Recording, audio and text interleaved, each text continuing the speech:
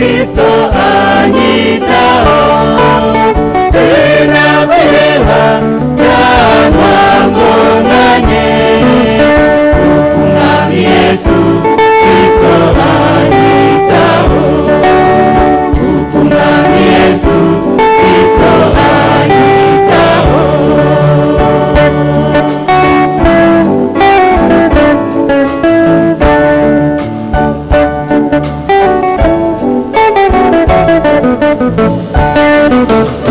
sinakwiheba ibyanyimanira bizi ntari nabaho Imana yarinzi sinakwiheba ibyanyimanira bizi ntari nabaho Imana yarinzi ntari nabaho Imana yarinzi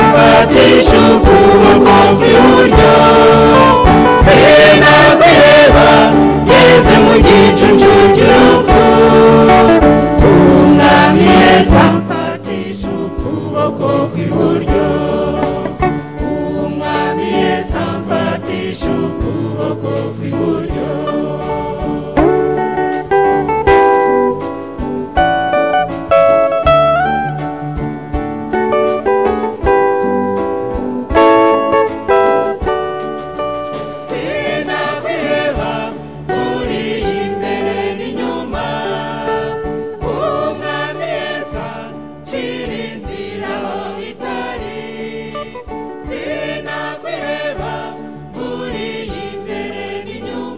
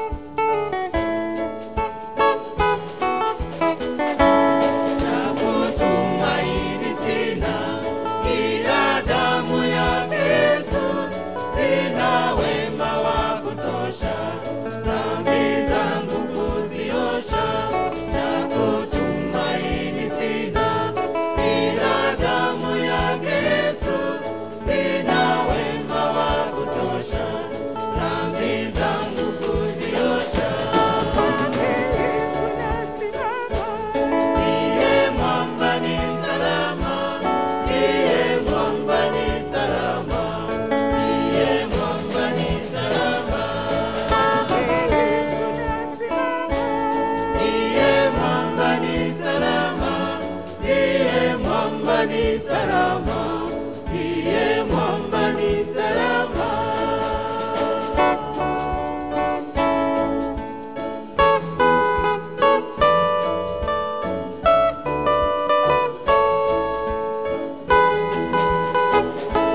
Njia yangu iwe ndefu, yeye hunipa wokovu, mawimbi yakinipinga, nguvu zake ndizo nanga. Njia yangu iwe ndefu, yeye hunipa wokovu, mawimbi yakinipinga, nguvu zake ndizo nanga. Yesu nasimama, ndiye mwamba ni salama, ndiye mwamba ni salama, ndiye mwamba ni salama. Yesu nasimama, ndiye mwamba ni salama, ndiye mwamba ni salama, ndiye mwamba ni salama.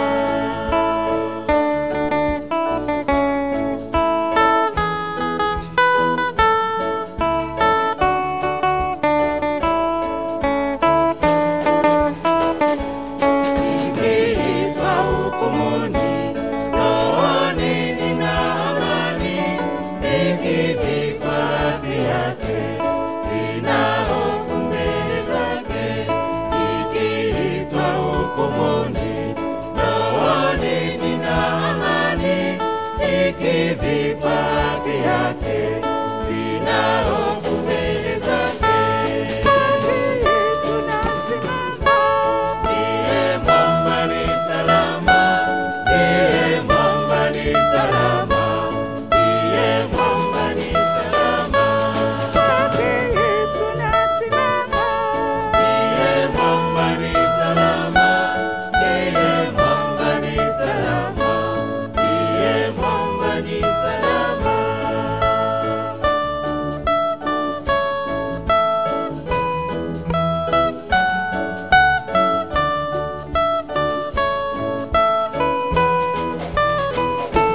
Damu yake ya sadaka nategemea daima, yote chini yakiisha, Mwokozi atanitosha.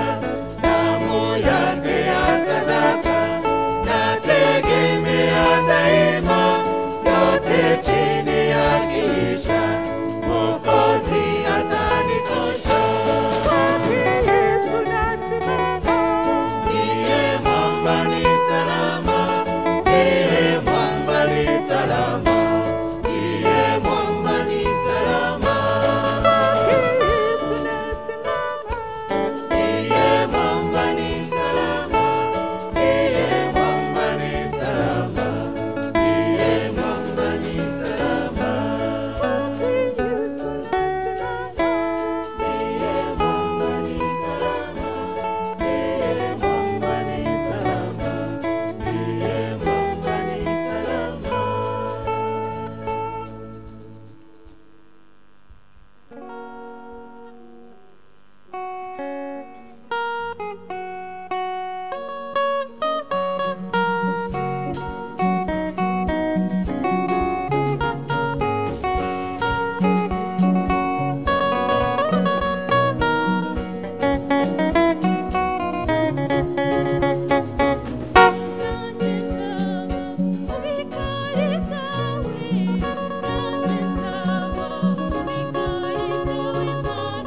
Nanjye nzaba mu bikari byawe, nanjye nzaba mu bikari byawe Mana we.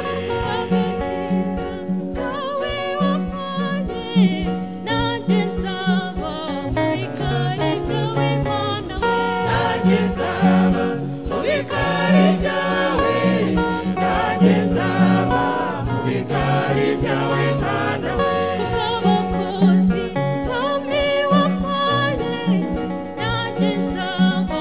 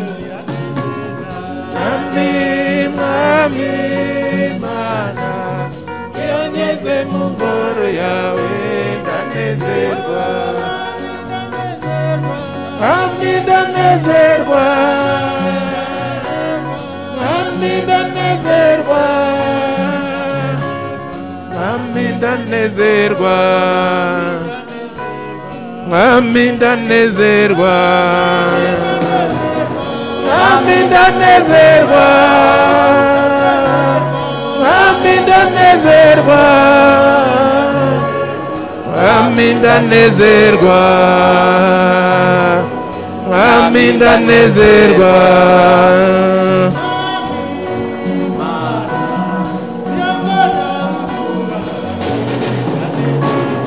Mwami, mwami Mana, iyo ngeze mu ngoro yawe ndanezerwa.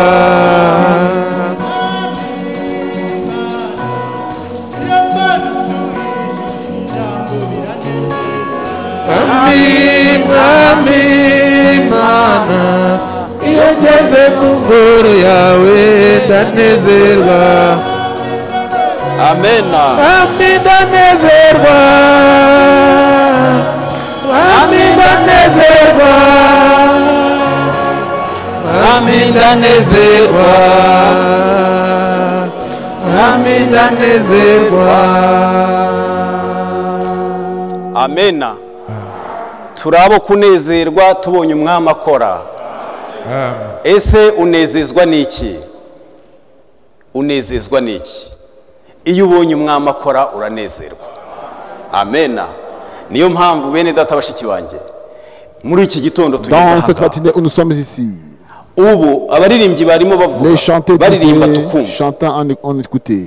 Nawe aho wanyuze uravuga ijwi Et rigatambuka. tu lances ta voix, ça Ariko passe. n'ibi byaremwe byose Mais toutes biravuga. les créatures aussi parlent. Ijoro riravuga, La nuit parle, amanywa aravuga, le jour parle, igitondo kiravuga, le matin parle, n'ibyaremwe yewe et toutes créatures, n'inyoni et les oiseaux zishima Uwiteka. rendent grâce à l'Éternel. Amen. Amen. Imana ibaha umugisha. Dieu vous bénisse. Mbere yuko dutangira nk'uko Avant bisanzwe d'entamer, comme turabibutsa d'habitude, nous vous itangazo rappellerons l'annonce yuko que haba mu nzira que ce soit haba dans le aho chemin, dutuye, là où nous noneho habitons, cyane cyane hano et tuba surtout duhuriye ici nous yuko raconterons ari que ukubahiriza nous devons observer amabwiriza les yo mesures kwirinda covid. de prévention contre le Covid. Turabizi uko Nous savons amakuru hirya no qu'il hino y a autant turakurikira de nouvelles nous suivons. ubona yuko icyorezo Tu vois que la kitararangira pandémie n'a pas ndetse encore achevé imibare et que inyura les ku mbuga statistiques passent nkoranyambaga par les tubyumva mu réseaux makuru sociaux. mu matangazo On entend parler ubona yuko bihari de nouvelles. kwirinda Nous devons nous prévenir et prévenir les autres. Imana ibaha Dieu umugisha vous bénisse kandi richement dushoboze et nous muri byose. aide en toutes choses. Amen.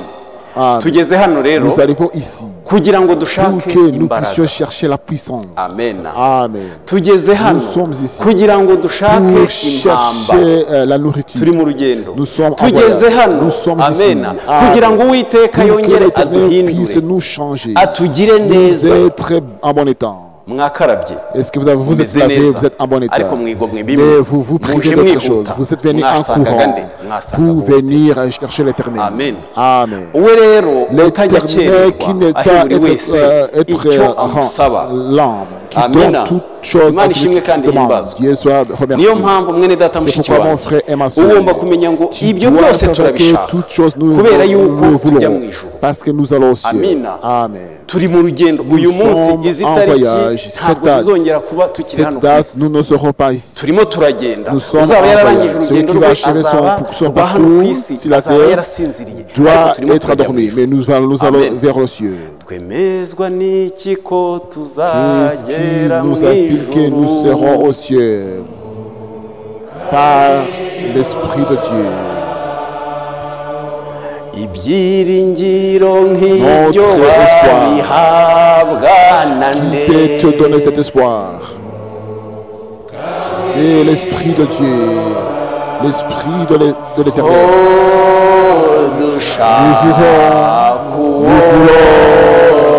Nous voulons cet Esprit de Dieu. Nous voulons le Saint-Esprit. C'est Jésus. C'est Jésus qui nous l'a donné. C'est Jésus qui nous l'a promis. C'est Jésus qui nous l'a promis. Nous voulons ce Saint-Esprit, le Saint-Esprit. C'est Jésus-Christ. C'est Jésus-Christ qui nous l'a promis. Amen. Amen. twaraye twumvishe Nous umugaragu nous w'Imana Frank. donnons le service de Dieu. n'ubu tugiye kumva Nous ijambo allons ry'Imana écouter la parole kuko de icyo Dieu. yavugaga Parce que ce que la parole de Dieu yavugaga disait, ijambo ry'Imana. le frère Franck Amen. disait la parole de none Dieu. mu gitondo Et azagenda dans avuga ce ngo matin, le mu psaume gitondo dit, Uwiteka le uzajya matin, wumva tu vas ijwi ryanjye. écouter moi voix l'Éternel. Amen. Amen. nkuganyire nkubwire Je vais hanyuma nicare pleurer ntegereje et je vais attendre. twazindutse Nous nous sommes venus Imana le ibahe jour, umugisha. le très ariko matin. Imana ntabwo Mais ari Dieu, inkuru c'est pas la ahubwo ni nouvelle, ubuzima. mais c'est la vie. Amen. ijambo ry'Imana riravuga ngo La parole de Dieu hahirwa. dit heureux. muri Yeremiya 17 Jérémie, wahirwa umuntu wiringira l'homme Uwiteka qui Uwiteka nawe se confie akamubera à l'Éternel. Et ibyiringiro. l'Éternel lui soit l'espérance. kandi amaboko y'Uwiteka Et igihe yabwiraga le Mose bras de yaramubwiye Dieu, ngo lorsqu'il a dit ntabwo à ari Moïse, magufi c'est pas niyo court. asohoza C'est ce ni nayo bras qui yaduhamagaye accomplit, c'est niyo ce bras qui nous a asohoza ijambo appelés ryayo. pour l'accomplir sa Imana ishimwe parole. kandi himbazwe. Dieu soit remercié. niyo mpamvu mwene data C'est mushiki pourquoi mon frère et wanjye ma sœur, niyo asohoza ijambo c'est lui ryayo qui accomplit ku sa musozi parole. Moriya Si igihe la Aburahamu colline yari agiye de Moria, gutamba lorsque Uwiteka Abraham niwe allait wazanye sacrifier, c'est l'Éternel qui a amené la igihe brebis. Aburahamu yari yagendanye Lorsque Abraham Isaka était avec Isaac, kugera mu ijuru jusqu'au ciel, c'est l'Éternel qui va nous Kandi niwe twaje arriver. kureba. C'est lui qui nous sommes Kandi venus voir. tuzagezwayo n'iki? Nous N'ijambo ry'Imana nous tugiye serons kumva. au ciel avec la Imana parole que nous ibahe écoutons. Dieu vous bénisse. amen Amen. mwene data Le frère va faire la adusomere muri lecture. Zaburi Nous allons en ya psaume, 19 psaume 119.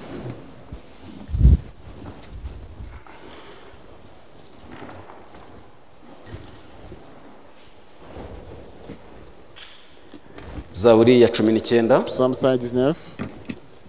turasoma mu izina ry'umwami wacu Yesu Kristo. amen Ijuru rivuga icyubahiro cy'Imana, amen isanzure ryerekana imirimo y'intoki zayo, yego amanywa abwira andi manywa ibyayo, ijoro ribimenyesha irindi joro, nta magambo cyangwa ururimi biriho, nta wumva ijwi ryabyo. amen Umugozi ugera wabyo wakwiriye isi yose, amagambo yabyo yageze ku mpera y'isi. yego Muri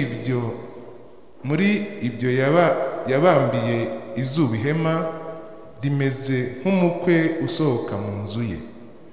Ryishima nk'umunyembaraga, rinyura mu nzira yaryo, riva ku mpera y'ijuru rikagera ku yindi mpera yaryo. Nta kindi gihishwa icyokere cyaryo, nta kintu gihishwa icyokere cyaryo. Amategeko y'Uwiteka atungana rwose, asubiza intege mu bugingo. Ibyo Uwiteka yahamije n'ibyo kwizerwa, biha umuswa ubwenge. Amategeko Uwiteka yigishije araboneye, anezeza umutima. Ibyo Uwiteka yategetse ntibyanduye, bihwejesha amaso. Kubaha Uwiteka ni kwiza, guhoraho iteka ryose. amen Amateka y'Uwiteka ni ay'ukuri, n'ayo gukiranuka rwose. Bikwiriye kwifuzwa kuruta izahabu, naho yaba izahabu nziza nyinshi, biryohera kuruta ubuki n'umushongi w'ibinyagu utonyanga. Kandi nibyo bihana umugaragu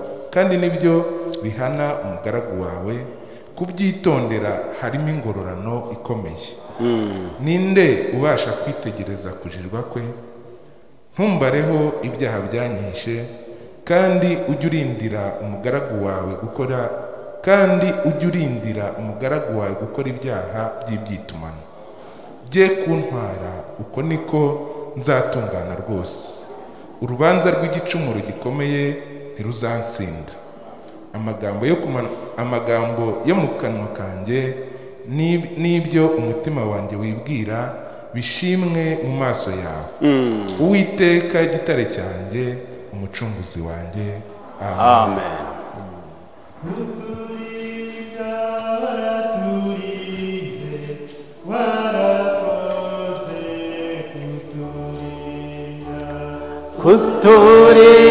kuturinda Tu nous as protégés. warakoze Merci pour nous avoir protégés. Dans toutes les difficultés, tu as été avec nous. Merci pour nous avoir protégés. Merci.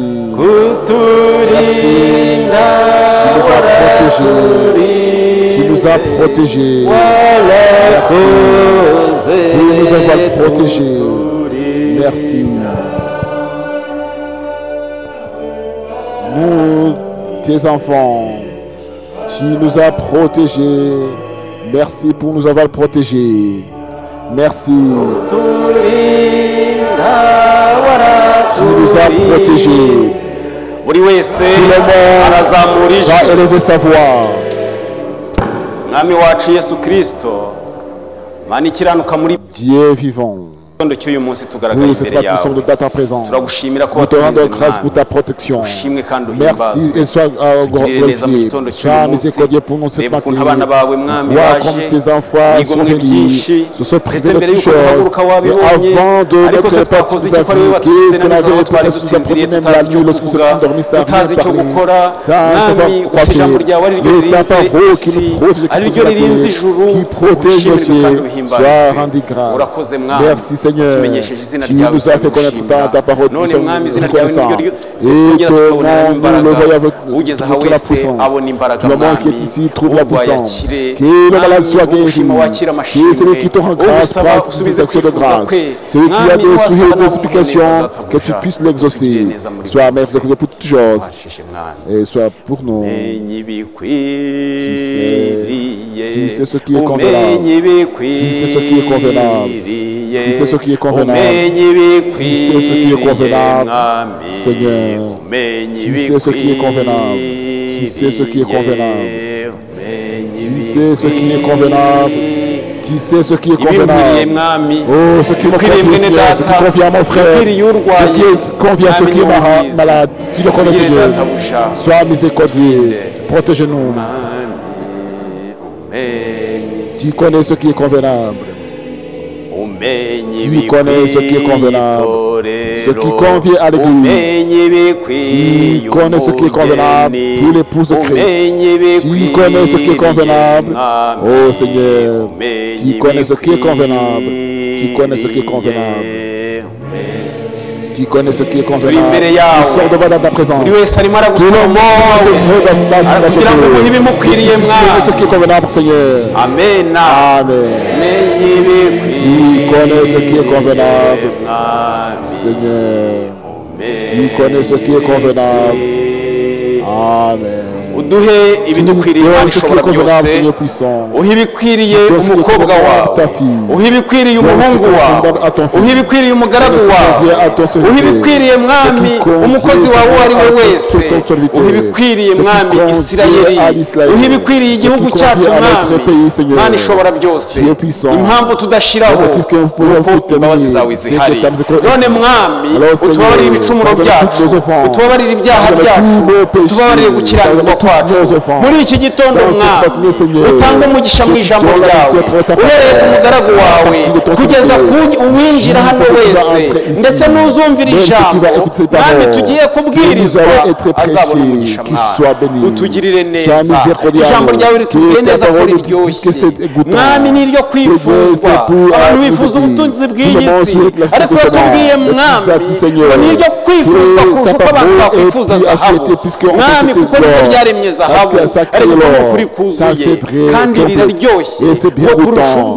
ubuki Plus que le miel. uretse kurusha Plus umushongi même w'ibinyagu tout erega le mwami miel. Parce que ijambo ryawe ni ta ryiza parole est merveilleuse. kuko ijambo ryawe Parce que ta rirarema parole crée, rirahindura ça mwami transforme. ushimwe kandi Sois uhimbazwe merci que urakoze Dieu. Merci. iryo jambo rirakiza Ta parole guérit. ubuki bwatera indwara Le peut faire zahabu quelque ishobora chose. kutanezeza Le peut pas ariko faire ijambo quelque ryawe chose. riranezeza Ta parole kandi nous rikiza raconte. indwara Et zose ça guérit mwami toutes les maladies, ubishimirwe Seigneur. Merci. niyo mpamvu mwami C'est pourquoi, Seigneur, tukiri imbere yawe étant devant toi, uba wayinjiye hano tout le monde akaba qui est afite ici, uburwayi avec toute sa maladie bwo mu mwuka spirituelle, cyangwa bwo mu ou mubiri qui est physique, akaba afite ou qui icyifuzo est tout souillé, kimuruhije qui est là, akaba afite qui- intambara et toutes les zimugoye combats, akaba abuze qui amahoro ne pas de yo mu côté, mutima dans le cœur. uri umwami w'amahoro Tu es Dieu de la none paix. mwami Alors, ntagire Seigneur, n'umwe usohoka uko que yaje ce soit tout ahubwo buri wese asohoke tout le monde ashubijwe soit nawe tout mu izina ryawe yesu répandu kirisito au nom de Jésus uri Christ. imana igira Tu es neza Dieu miséricordieux. urakoze Merci. dutangiye Nous amateraniro commençons cette mwami assemblée. dutangiye mwami muri iki Nous commençons gitondo cette matinée. mwami Seigneur, buri wese umuha que tout le imbaraga monde qui te donne la mwami buri puissance. wese umuhe Que gukomera tout le monde soit mana n'abandi fortifié. bari inyuma Et que ceux qui bari sont buze gagnés, mu qui vont iki mu bindi venir bihe dans d'autres mwami cultes, turabasabiye nous prions pour dusabiye eux. kandi abera ku Nous mpande prions enye pour tous zose laisser à z'isi quatre coins. utugirire neza Sois muri byose miséricordieux à toutes choses. utangirane natwe Commencez avec uze nous. kurangizanye Et natwe prends, fais avec mwami nous. twese Et tout dushima le monde soit tuvuga dans ko l'église, dufite imana disant ishobora que nous avons byose Dieu puissant. dusabye muri make Nous demandons un udukorere pays. byinshi nk'imana ishobora Fais-nous comme byose Dieu puissant. mu izina Au ry'umwami nom wacu de yesu Jésus-Christ. kirisito amen Amen.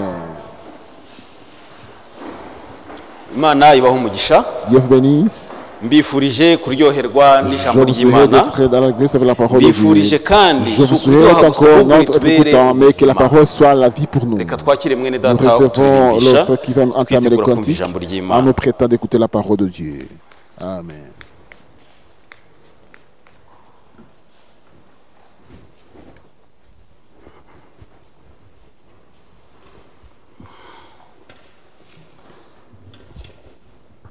Abayesu bishimira izina rye ryiza ribamara rikabatinyu ribamara rero abaro rikabatinyu umutima umeretse ushoje uraza rirururu ushonje wese uraza rirururu niryo ngabo yanjye nziza ihora inkingi n'urutare bakaho n'inzu yanjyita kwa n'urutare rwiza bakaho n'inzu yanjyita kwa urumutambyi meme n'umwami unege n'umwungeri ndagira n'inshuti nize n'umwungeri mwiza ira n'inshuti nize ni wowe bugingo bwanjye kandi kuri wo we niho nsiganirwa kwa Yesu kandi uri ninzi niho nsiganirwa kwa Yesu kandi uri ninzi nuko ndasaba wemere ishimwe ngushi nubwo ntabasha kuvuga ibigukwiriye nubwo ntabasha kuvuga ibigukwiriye Yesu ubwo nzakwirebera ukuri mu ijuru nibwo nzajya singiza uko bikwiriye nibwo nzajya rero uko bikwiriye nanone uko mbishoboye nzajya imba zano mu ipfa ryanjye zina rizamumuri zano mu ipfa ryanjye zina rizamumuri nta mpamvu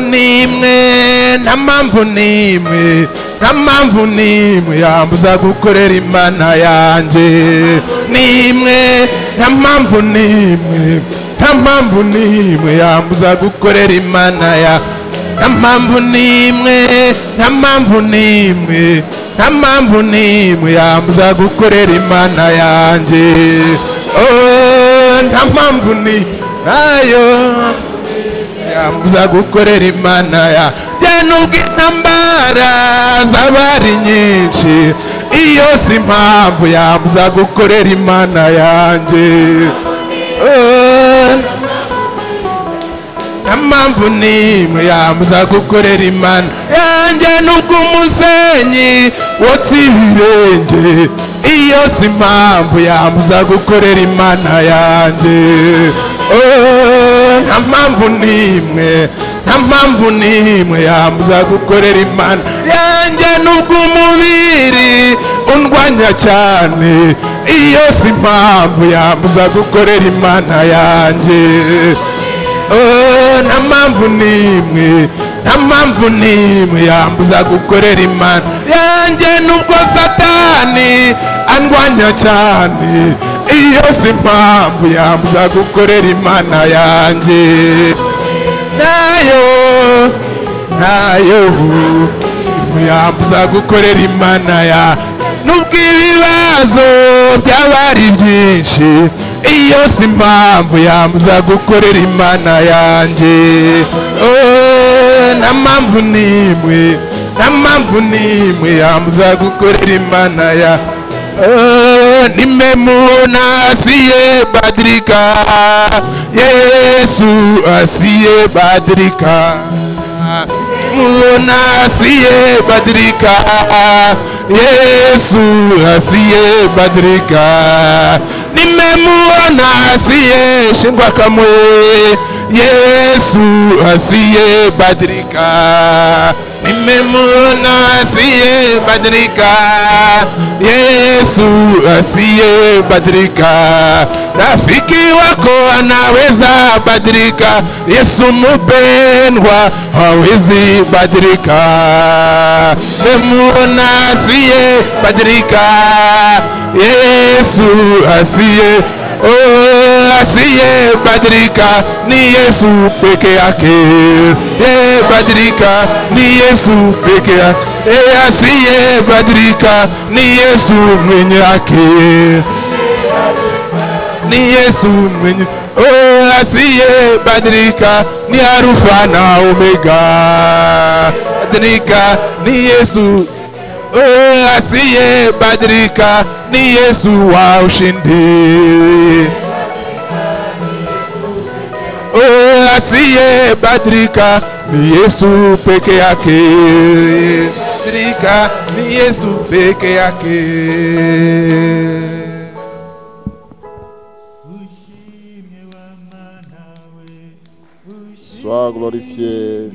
Sois glorifié Seigneur. Tu as fait de grandes choses. Seigneur, sois miséricordieux, sois glorifié. Sois glorifié Seigneur Jésus. Sois glorifié Dieu. Sois glorifié. Sois glorifié. Tu as fait des choses, de grandes choses. Sois glorifié. Amen.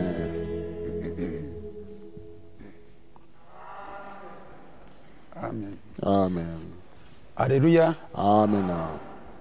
Mbanje Je vous salue de premier abord en nom de Jésus-Christ. Je rends grâce Dieu qui nous a protégés dans les jours passés et que nous sommes vivants dans cette matinée étant vivants. Que toute grâce soit rendue l'honneur à notre Dieu tout le temps. Tout le temps que Dieu nous donne nous aide à arriver dans l'église. Là, il a prévu pour que nous puissions écouter sa parole. C'est vraiment convenable de nous rendre grâce à lui. Je pense que nous avons passé par différentes façons. Tout le monde se rendit ici, se mis devant la face de Dieu. Nous avons rendu grâce Dieu à travers les prières. Lorsque nous sommes ici, nous commençons à adorer Dieu de différentes façons. Tout le monde à son côté, combien il est sans dans ce que pousser pour glorifier Dieu. Alors pour cela, Dieu vous bénisse. Parce que tout le monde, nous sommes des enfants de bénédiction. Comme avant que Dieu détruit le monde par la riche, les Écritures disent Noé a été béni de Dieu. Amen. Et nous également, avant que Dieu puisse détruire la terre, nous avons été bénis de l'Éternel. Et cela, nous devons rendre grâce à Dieu parce qu'il nous a prévu la vie éternelle pour vivre éternellement. Dans la vie normale, muzi yuko Vous savez que dukunda kubaho nous aimons à vivre. turabikunda Nous l'aimons en tout cas. ntawe Tout utabyifuza le monde se réunit à vivre. Tout le monde fait le combat pour vivre. ntawe utabishaka Tout le monde le souhaite. ntawe udashaka Tout le kubaho monde cherche à vivre. ndatekereza Je yuko pense que uramutse udashaka si tu ne kubaho veux pas vivre, ibyo ngibyo ni alors ikindi c'est autre chose ntamenye uko que je ne peux ngisobanura pas ariko expliquer. nta muntu Mais tout le ubaho monde en tout udashaka cas kubaho. cherche à vivre. keretse wa wundi Si ce n'est que celui-là wenda ibibazo byarenze qui les problèmes sont dépassés et a pris décision de ne pas vivre en tout cas. ariko ibyo nabyo Mais cela ni encore, ingorane ndetse c'est le n'urupfu kubera problème, c'est la yuko mort parce que niho wumva ngo c'est là où on va umuntu dire yiyahuye que l'homme se suicide, ntashatse kubaho ne veut pas vivre. mbega gupfa Et la mort bimurutiye est plus kubaho bon que de vivre.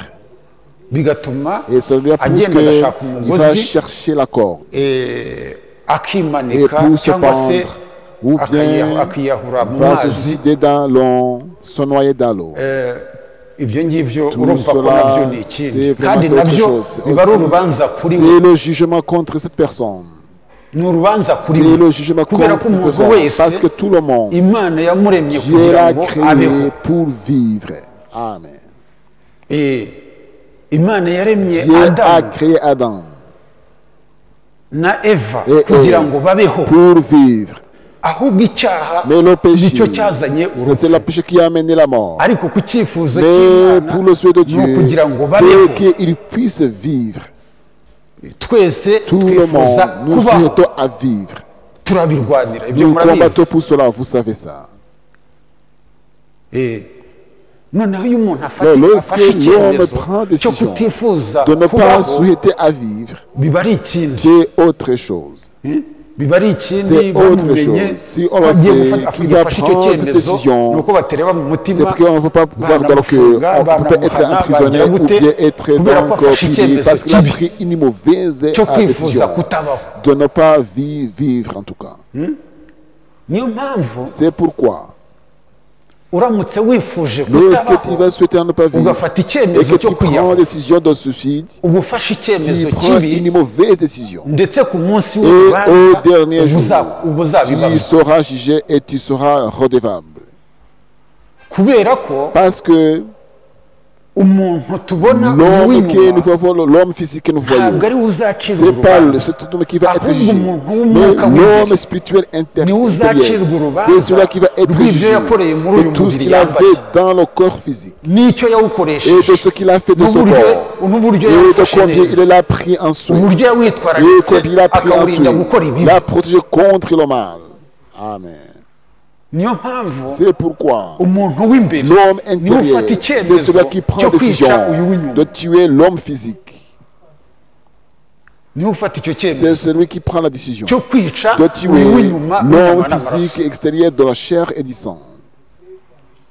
niyo mpamvu ibyanditswe C'est bivuga pourquoi ngo les Écritures disent, yesu yaravuze ngo Jésus a dit, avuga kuri yuda wimanitse par là sur Judas qui s'est pendu. icya mbere Le premier jour, yagambaniye yesu il a trahi Jésus, premièrement. amaze Après kumugambanira avoir trahi Jésus, yongeraho il a no encore, kwimanika il s'est pendu. ni ukuvuga ngo yuda Alors w'imbere Judas intérieur yishe a uw'inyuma tué yishe Judas yuda w'inyuma physique extérieur. yesu yaravuze ngo Jésus a dit, ugambanira celui umwana qui a w'umuntu trahi le Fils de azabona l'homme sera jugé. icyajyaga Alléluia. kumubera cyiza Il serait bon pour lui nuko yari kuba de ne atavutse pas être né. ariko umuntu wese Et wavutse tout homme né akabaho et qui vit azabazwa sera mu redevable. rubanza Dans le jugement, azabazwa ibyo sera yakoze redevable de ce qu'il a fait. byose Toutes ari choses, ibibi cyangwa soit ibyiza bon niko ou byanditswe mauvais, c'est bivuga les Écritures, ari ibibi soit cyangwa le ibyiza bon et le mal, azabazwa il ibyo sera yakorewe redevable muri de uyu tout ce qu'il a mubiri fait dans le corps, dans la kuko imbere chair. hari Parce urubanza que devant nous, il y a le jugement. pawulo yaranditse Paul aravuga a ngo écrit disant, nk'uko hariho umuntu comme il y a wakavukiye l'homme naturel, ni nako c'est hariho ainsi qu'il y a n'umuntu l'homme spirituel. nk'uko hariho Comme umubiri il y a wakavukiye l'homme naturel, niko hariho il y a n'umubiri aussi w'umuntu la chair physique et la chair spirituelle. nk'uko hari iyi nzu Comme il y a cette maison, y'umubiri la igaragara maison de dutuyemo physique où nous habitons, ariwo uyu qui mubiri est la chair. ni nako hari C'est inzu ainsi qu'il y a- y'umwuka. il y a aussi la maison Hari spirituelle. umubiri w'umwuka. Il y a la chair spirituelle. mbega Et alors, ni inzu cette Imana maison, mbega turi inzu nous zigenda sommes des maisons Ibyanditswe biravuga ngo vivantes. Des turi Écritures disent, insengero. nous sommes des églises. turi inzu Nous zigenda sommes les temples, les maisons qui marchent. imana yacu ishimwe kandi Dieu ihimbazwe. soit remercié et glorifié. noneho Alors, imana imaze kubaka Dieu, izi nzu après turimo avoir bâti la dutuyemo maison où nous habitons, zigenda qui marche, izana wa il a muntu aussi iyo amené uruhinja l'homme ruvutse, lorsque rukivuka, le bébé est né. imana ihita izana Dieu wa muntu amène wayo son propre ikamwinjiza muri âme, rwa le fait ruhinja, entrer dans muri le wa bébé, mubiri, dans la chair. wa muntu La w'umwuka chair, akinjira la muri ya chair nzu. spirituelle entre Aho dans la ngaho maison. rero, C'est ainsi ni qu'alors, naho ya nzu que cette maison, niho ujya kumva c'est là ukumva que ngo tu vas te umwana trouver ararize que l'enfant va crier. cyangwa se yakwanga Ou kurira nigeze refuse à kumva abantu crier. J'ai bavuga entendu les gens disant ngo iyo umwana atinze que kurira lorsque akivuka Elande a ngo abaganga ngo crié, les baramukubita médecins le kugira tapent ngo bakubita urwo ruhinja pour kugira le ngo bébé rugire pour qu'il puisse ariko baba crier. barurenganya Alors, on ahubwo fait mal, bagombye mais gutegereza il devrait attendre. ko imana Que izana wa Dieu muntu fait entrer l'homme ikamwinjiza intérieur, muri le wa fait mubiri. entrer dans la chair. Amen. imana yacu ishimwe Notre kandi Dieu soit ihimbazwe. remercié et glorifié. niyo mpamvu rero C'est pourquoi alors, umuntu wese toute personne waje akinjira muri uwo mubiri qui est venue entrer dans cette chair, akinjira muri qui urwo est ruhinja entré agakura dans le petit bébé et grandi, imana ikagenda et iruha que ubwenge Dieu le donne agatangira la kureba, sagesse, qui commence à agatangira kuvuga voir, ngo commence à dire data data Père, Père, agatangira kuvuga ngo commence mama à agatangira dire maman, maman, akagenda agatangira commence à umwaka wa mbere grandir wa sa kabiri première gutya année, akagenda deuxième imuha ubwenge année, imuha Dieu ubwenge lui imuha donne ubwenge l'intelligence. akajya kaminuza Jusqu'à akajya mu kazi l'université, yarangiza kwiga jusqu'au boulot, akajya mu kazi et agakora entrer akagira dans gute office, akageza mu myaka mirongo ine mirongo jusqu'à itanu 40, mirongo itandatu mirongo ine 50 ans, mirongo itanu jusqu'à cyangwa 40, se 50 ans. imyaka runaka Et c'est une année. imana ikongera Dieu imana lui iba yaramuhaye donne, Dieu qui a ubwenge donné cette intelligence akivuka dans la naissance, ikagenda et imuha va gahoro lui gahoro donner petit à petit. gahoro gahoro Petit à kuko imana petit, igenda parce gahoro que gahoro Dieu marche lentement. gahoro Dieu gahoro fait un pas petit à petit. Amen.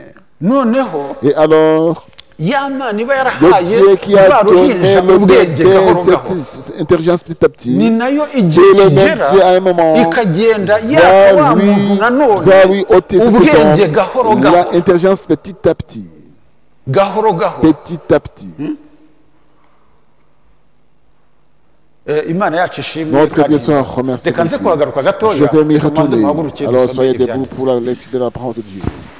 adusomere Que le frère data lise, adusomere que le frère lise, adusomere mu que le frère lise mu ndirimbo indirimbo ya salomo les cantiques de Salomon.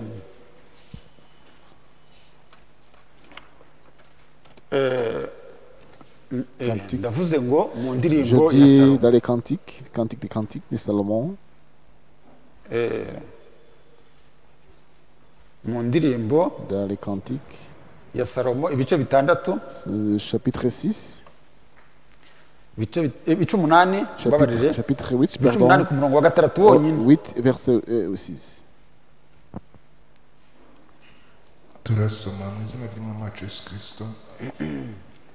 unshyire mu gituza cyawe mbe ikimenyetso, mbe no ku kuboko kwawe, kuko urukundo rukomeye nk'urupfu, kandi ifuha rigondeka ni nk'imva, ibirimi byarwo ni nk'iby'umuriro, ni umuriro rwose w'Uwiteka. amen nanone turuka ku murongo wa mbere Depuis ugeze le kwa premier verset jusqu'à 3. ndirimbo Cantique des cantiques. Oh, si tu étais mon frère, nourri au sein de ma mère, je te raconterai des rôles, je t'embrasserai, et on ne me mépriserait pas.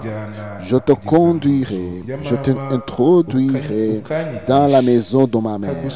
Tu m'instruirais et tu te ferais boire du vin parfait, du jus de mes grenades. Que ma main gauche soit sous ma tête et que sa droite m'embrasse. umurongo wa gatatu Au verset 3, que sa main gauche soit sous ma tête et que sa droite komeza m'embrasse. umurongo wa kane Jusque 4, je vous en conjure, je vous en conjure, filles de Jérusalem, n'éveillez pas, Ne réveillez pas l'amour avant qu'elle ait leur souhaite. Amen. urakoze mana y'icyubahiro Merci Dieu databuja d'ordonner, mutangabugingo Dieu de vie, mu gitondo pour cy'uno cette munsi matinée, ishimwe que la n'icyubahiro gloire et bikomeze l'autorité te bikugarukire reviennent. kubera ko Parce que wongeye tu nous kuduteraniriza as fait imbere yawe rassembler devant ta face. turakwinginga Nous kugira t'implorons ngo que ubanze tu uturebere qu'on munsi puisse y'amaraso nous voir yawe sous ton sang. ibyo twakoze Tout ce que ibyo nous avons twagendeyemo entrepris, ibyo twavuze tout ce bidakwiriye qu'on a marché, ibyatujyanye tout ce kure yawe qu'on nous byose a apporté mu loin de gitondo toi. cy'uno munsi Qui est cette ubyirengagize matinée que tu puisses te ubanze l'éloigner. uturebere Mais munsi y'amaraso regardez-nous yawe à travers tout buri ton sang. wese kugira Que ngo tout le abashe monde kuba imbere puisse yawe être devant twese toi. databuja Et mwami que tout le monde, utugirire Seigneur, nous imbabazi serons witeka pardonnés. mana igira neza Dieu bienfaisant. tumaze gusomerwa Nous venons ibyanditswe de lire hano les ari byo Écritures. tumaze gusomerwa ari byo D'autres, tutarasomerwa on va- byose turagusaba nous te kugira ngo demandons que umwuka tout wawe ton abizeho esprit puisse descendre. kuko ndifuza Parce que je souhaite, umugabane wanjye ma part, niko na Et mwene data na c'est mushiki ainsi, wacu mon twese frère, hamwe mon uko frère, twaje ma hano sœur, parce que tout le monde, nous turifuza sommes venus umugabane ici wacu pour prendre notre utugenere part. ibyo ubona ko Donne-nous ce qui bidukwiriye convient à nous. ubwo turi imbere yawe Comme nous devons devant utegeke ta présence. kandi uyobore byose Dirige uhereye ku toutes itangiriro choses du kugeza ku début à la isoza fin. udufashe Et kubw'ubuntu bwawe aide-nous pour ta grâce. witeka marigira L'éternel neza turi mu minsi bienfaisant, ya nous nyuma sommes dans les turitegura derniers kugaruka jours, kwawe nous apprêtons icyo pour ton tugusaba retour. Nous umunsi te ku demandons wundi ni du ukugira jour ngo au jour dushoboze que tu puisses kuba nous mu ijambo aider ryawe pour vivre kuko dans ta aho parole. honyine C'est ariho là tugomba seulement où nous kugutegereza devons t'attendre. udufashe ubuntu bwawe Aide-nous n'urukundo pour ta rwawe grâce et ton tugendere amour. ibikwiriye mu Donne ce qui izina rya convient à Yesu nous. Au dushima nom de Jésus, nous prions. Amen. imana bamugisha mushobora Dieu kwicara béni, soyez assis. dusomere muri yobu Va en Job. Job, mbanze ndangize hariya nari tout ndimo termine là kuvugaho où gato j'étais un peu. dusomere muri yobu Va ibice en cumi na Job, bibiri chapitre 12. yobu ibice cumi na bibiri reka ndebe Job 12, on va voir. muri yobu Job, ibice cumi na bibiri Job 12.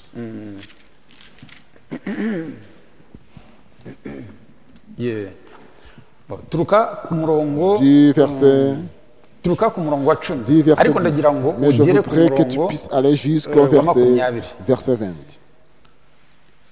niwe Il tient dans sa main l'âme de tout ce qui vit, le souffle de toute chair d'homme.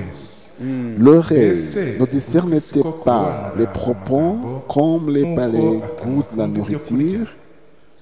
Chez les vieillards se trouve la sagesse, et dans la langue vit l'intelligence. En l'Éternel réside la sagesse et la puissance. À lui le conseil et l'intelligence. S'il détruit, on ne peut rebâtir.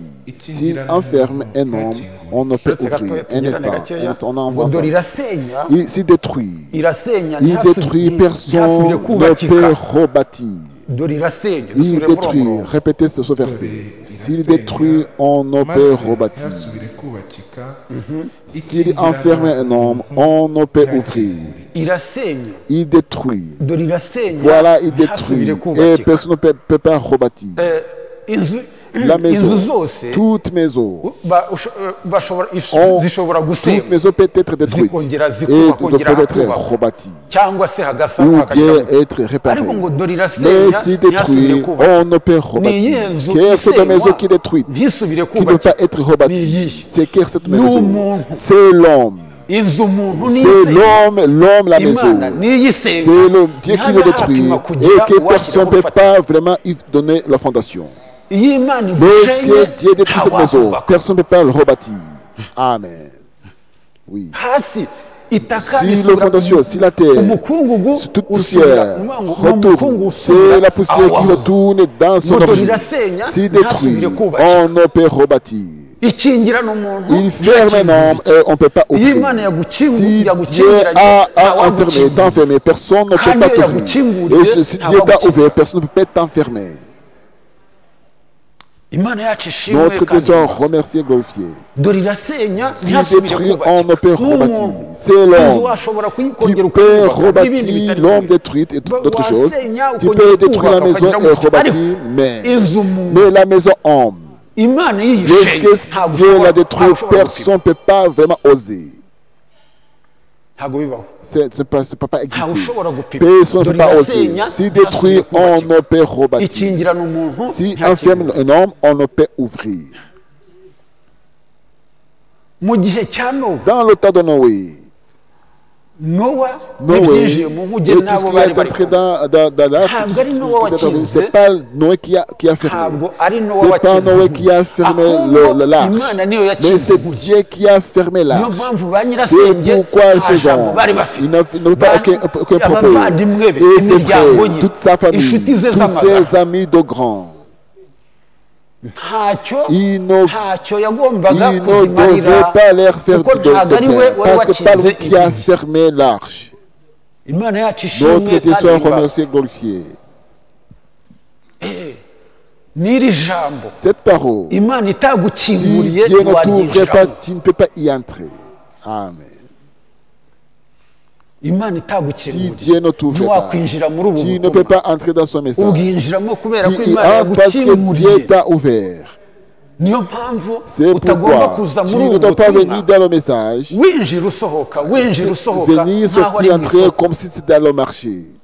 ntabwo ari mu isoko. C'est pas le marché en tout cas. mu isoko niho ujya Au ujya marché, ugasubirayo, on y ukongera kugira entre, gutya. on Nibyo, sort. nibyo Oui, ushobora c'est vrai, tu kugenda peux ariko aller. umunsi umwe Mais un jour, ushobora gusohoka tu peux wagaruka ugasanga sortir, du coup, bakinze. tu reviens et tu trouves ces Niho fermés. ikibazo kiri. C'est là où se trouve le problème. wagira ngo se mu nkuge Est-ce que buriya tu penses que dans l'arche, ntabagiye il y avait binjiramo, des gens qui se sont entrés?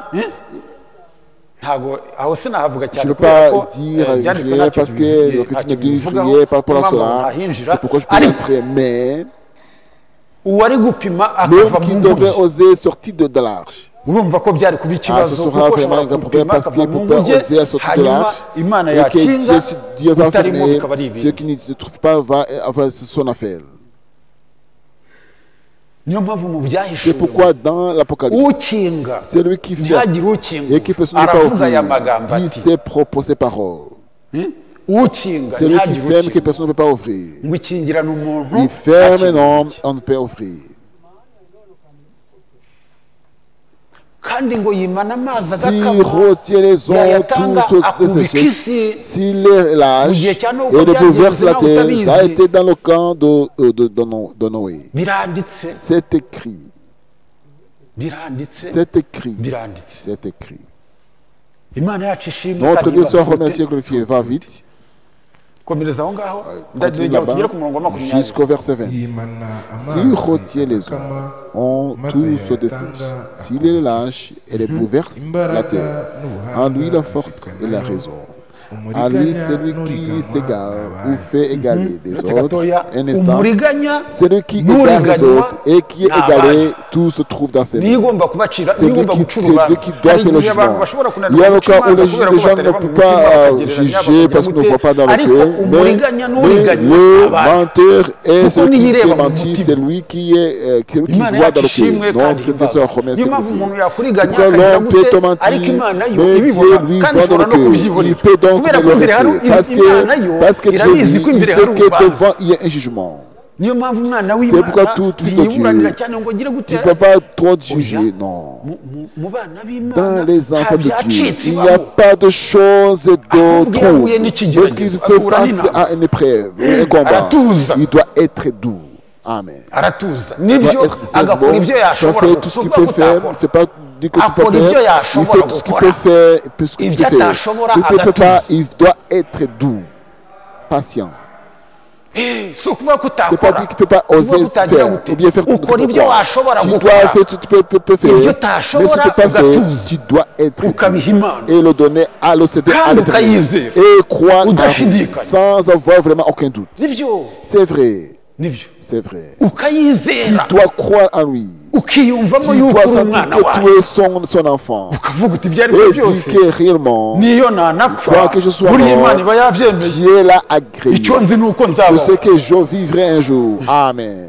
aho niho yobu C'est yavuze là où ati Job a dit, naho Imana quand yanyica que Dieu me laisse mourir. ako ngako Ça, écoutez, gafata. retiens cela. gakomeza ako ngako Retiens ako cela. niko yobu C'est yavuze là ati que Josué naho a Imana dit, yanyica quoi que Dieu peut me laisser mourir, nzahora nyiringiye je vais croire en lui. Amen. nibyo Oui, c'est vrai. nibyo Oui, c'est nibyo vrai, c'est vrai. naho yanyica Quoi qu'il me fait mourir, uko ni ukwizera ça c'est la Kuko kuvuga ngo foi. icyo nzi De ni uko dire ndi que je umwana sais wayo que je suis son enfant. Amen. icyo nzi ni kimwe Je sais une chose. nuko ndi umwana Je wayo suis un enfant naho de urupfu Dieu. rwaza Quoi que la mort vienne, umuzuko la résurrection existe. Amen. w'abapfuye Des morts. niba ndagira ngo C'est tuganire pourquoi on doit parler de trois choses. Vivre, la mort et la résurrection. En termes qui nous reste, si Dieu nous le veut.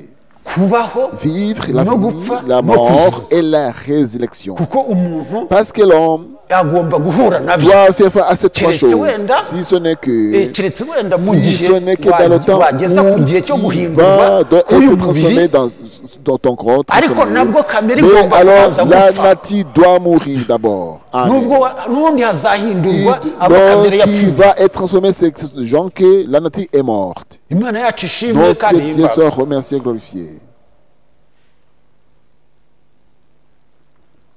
nibyo C'est vrai. komeza Continue, continuons ensemble. ijyana abajyanama ho iminyago Il libère les n'abacamanza ikabajijisha députisme des rois. Un instant. n'abacamanza Même les conseils, ikabajijisha même les juges les troubles. babyumvise Tu as écouté?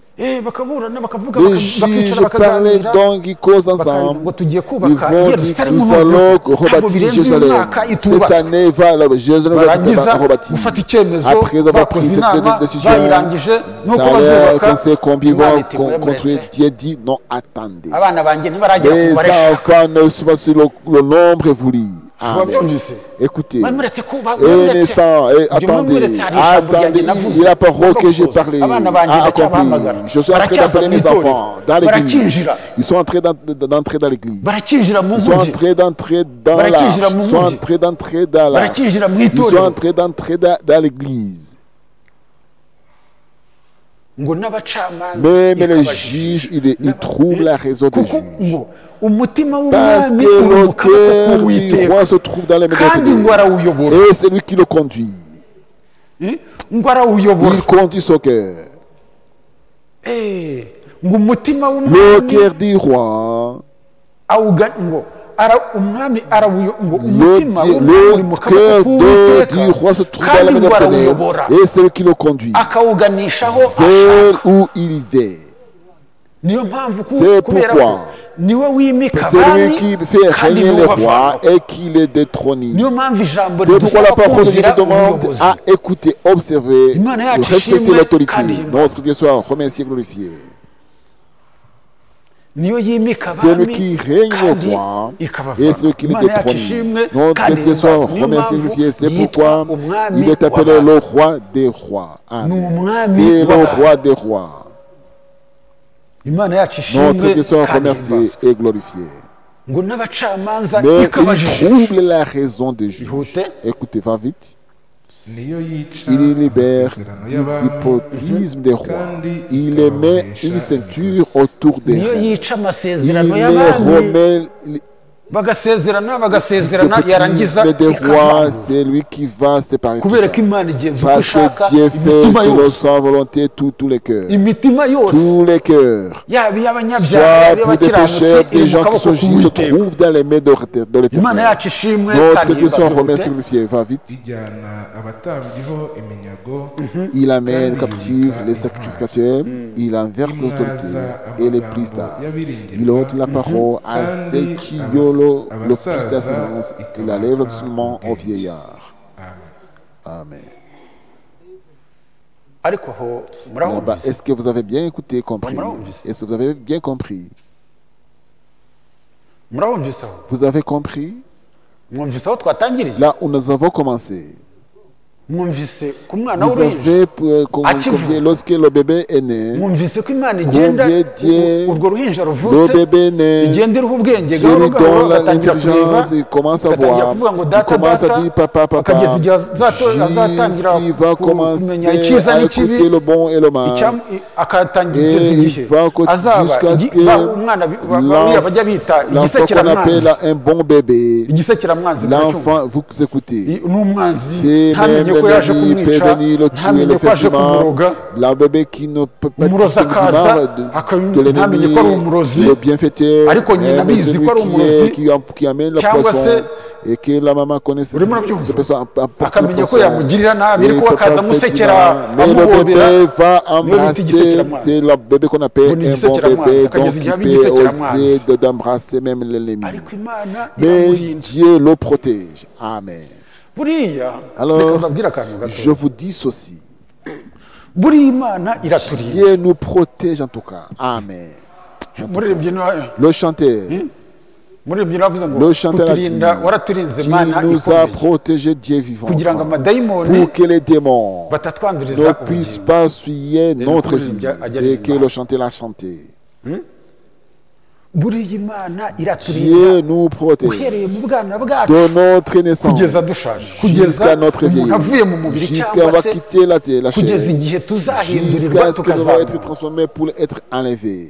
imana yacu ishimwe Dieu kandi soit yubahwe. remercié et glorifié. ariko uzi ko Alors, ça, ushobora kuvuka tu peux être mis au uturanye monde n'umurozi et que tu es au côté avec qui fait ukivuka le devin. agatangira kuguhiga Et uri il cherche uruhinja à te faire du mal dès ta naissance. urimo urabyumva Est-ce que tu comprends? ukageza igihe utangiye Jusqu'à kumenyera ce que tu vas connaître, à savoir dire papa, maman, ukageza igihe papa, jusqu'à umuhagurukana ce que tu ugatangira vas être kugenda grandi et que tu commences à marcher, tu comprends? akiguhiga Et que son devin là cherche à te tuer, cherche à faire du mal à ta mère parce que l'enfant est vraiment bon. L'enfant est bon, tu écoutes. nkamutera Je agahinda vais le faire du mal à sa urumva, mère. ntabwo anahize Il nyina ne cherche ahubwo pas ashaka la mère, ikintu mais cyamubabaza cherche à gusa. faire du mal à la mère. urumva ubugome Tu vois le ashaka malheur, ikintu la cyamubabaza méchanceté, faire du mal Urimo à la mère. urabyumva? Tu vois? noneho uwo murozi Alors, akaguhiga kugeza igihe ce personne qui fait le umuhagurukanye poison, tu kugeza vas igihe grandir umwiganye jusqu'à ce ukagira que tu vas faire niba uri tes études, umukobwa si tu es une kugeza fille, igihe ugereye jusqu'à ce igihe que tu es dans l'âge bazaza de bakagusaba dire, tu ukamwibuka sois fiancé mukagenda et que tu vas être marié. ukajya ku wundi musozi ukajya Jusque tu cyangwa vas se aller ukajya mu kandi karere Jusqu'à aller aho dans badashobora l'autre kukubona. village où on ne peut pas te voir. urimo urabyumva Tu vois, ukamwimukana tu vas Non, kubera déménager. iki Imana Pourquoi? yakurinze? C'est Dieu qui t'a protégé. Amen. buriya nta kintu gishobora Alors, rien nta du kintu tout. gishobora Rien ne kugukora peut pas imana te itacyemeye toucher si ce n'est pas la volonté de Dieu. ntabwo bibaho Ça ne peut pas exister. ntabwo bibaho Ça ne peut pas exister. ntabwo bibaho Ça ne peut pas exister. kuko ibintu biba Parce que byaraduhigaga toute chose kandi qui t'a n'ibyo voulu ducamo ni t'apporter byinshi et tout ce que nous ahubwo passons, imana iraturinda mais Dieu nous ntitubimenye protège. On ne ndetse sait pas. ntitunashime Et on ne peut pas Nanjye rendre ndimo. grâce. Je suis Ntabwo je dis tumenya non. gushima. On ne sait pas comment rendre grâce à Dieu. En tout cas. ntabwo tumenya On gushima ne sait pas comment iby'imana rendre iturinda grâce ni tout ce byinshi que Dieu nous protège. kandi koko hari Et n'ibyo koko il y tuba a, tutazi oui, même ariko des hari choses qu'on ne n'ibyo sait pas. dukorera tubona ngo Dieu fait du bon iki ni amour. imana iki Et on dit ntambukije c'est Dieu qui nous fait passer de cette chose. urimo urabyumva Tu ukavuga uti aha vois, ngaha tu vois que Dieu ici. bamwe baciye mu Les ntambara gens ont y'icyenda na passé kane par la génocide de turi 94. ahantu mu Lorsque buhungiro nous étions dans le refuge, hari umumama umwe il y avait une maman. ntabwo namumenye Je neza n'ai pas ntitwakunze si cette kubonana maman on peut pas turi mu voir. buhungiro avuze ngo rwose Il ngo a iyi dit, la ntambara maman a dit, nirangira après ubwo ce nzashima génocide, Imana, je vais nzajya l'enlever, gusenga je vais nzajya gute mbega rwose aller ahiga imihigo prier. Il a myinshi fait beaucoup d'espoir Intambara devant iragiye. Dieu. Après la guerre, naje kumubona je gutya l'ai vu en passant. mbona mbega ntabwo namuca Alors, urubanza je ne peux pas juger wenda ni l'enfant. mushiki wacu tuzabana C'est la iteka mère qu'on va vivre simbizi. ensemble, je ne sais pas. turimo turumvikana On se comprend. ariko Mais abantu bagiye bahiga les imihigo gens ont fait beaucoup vraiment iyo uri mu d'espoir. kigeragezo Lorsque tu es dans les utangira prières, guhiga tu imihigo commences à faire yakigukiza beaucoup bikagenda de bite gires beaucoup. Après, Est-ce ukomeza tu te gushima demandes, est-ce que tu continues à rendre cyangwa grâce à utangira Dieu, kugenda ou tu ibinyuranyije commences n'ijambo à aller contre la parole de unyuranya nayo Dieu, contre unyuranya Dieu, n'Imana contre Dieu. ariko imana yaravuze mu Dieu byanditswe a ngo dit dans les nimukomeza Écritures, kunyuranya si vous nanjye êtes contre nanjye moi, nzanyuranya je serai nawe contre vous. ariko urumva Est-ce kunyuranya que tu n'imana vas être contrarié Dieu uzi à toi? kunyuranya na so Tu sais uzi comment kunyuranya n'umubyeyi contrarier wawe avec ton papa, ton uzi père, kunyuranya na mama wawe contrarier uzi avec ta kunyuranya niyo mère. mpamvu C'est pourquoi ibyiza ni ce qui est uguhuza bon, c'est être dans l'unité.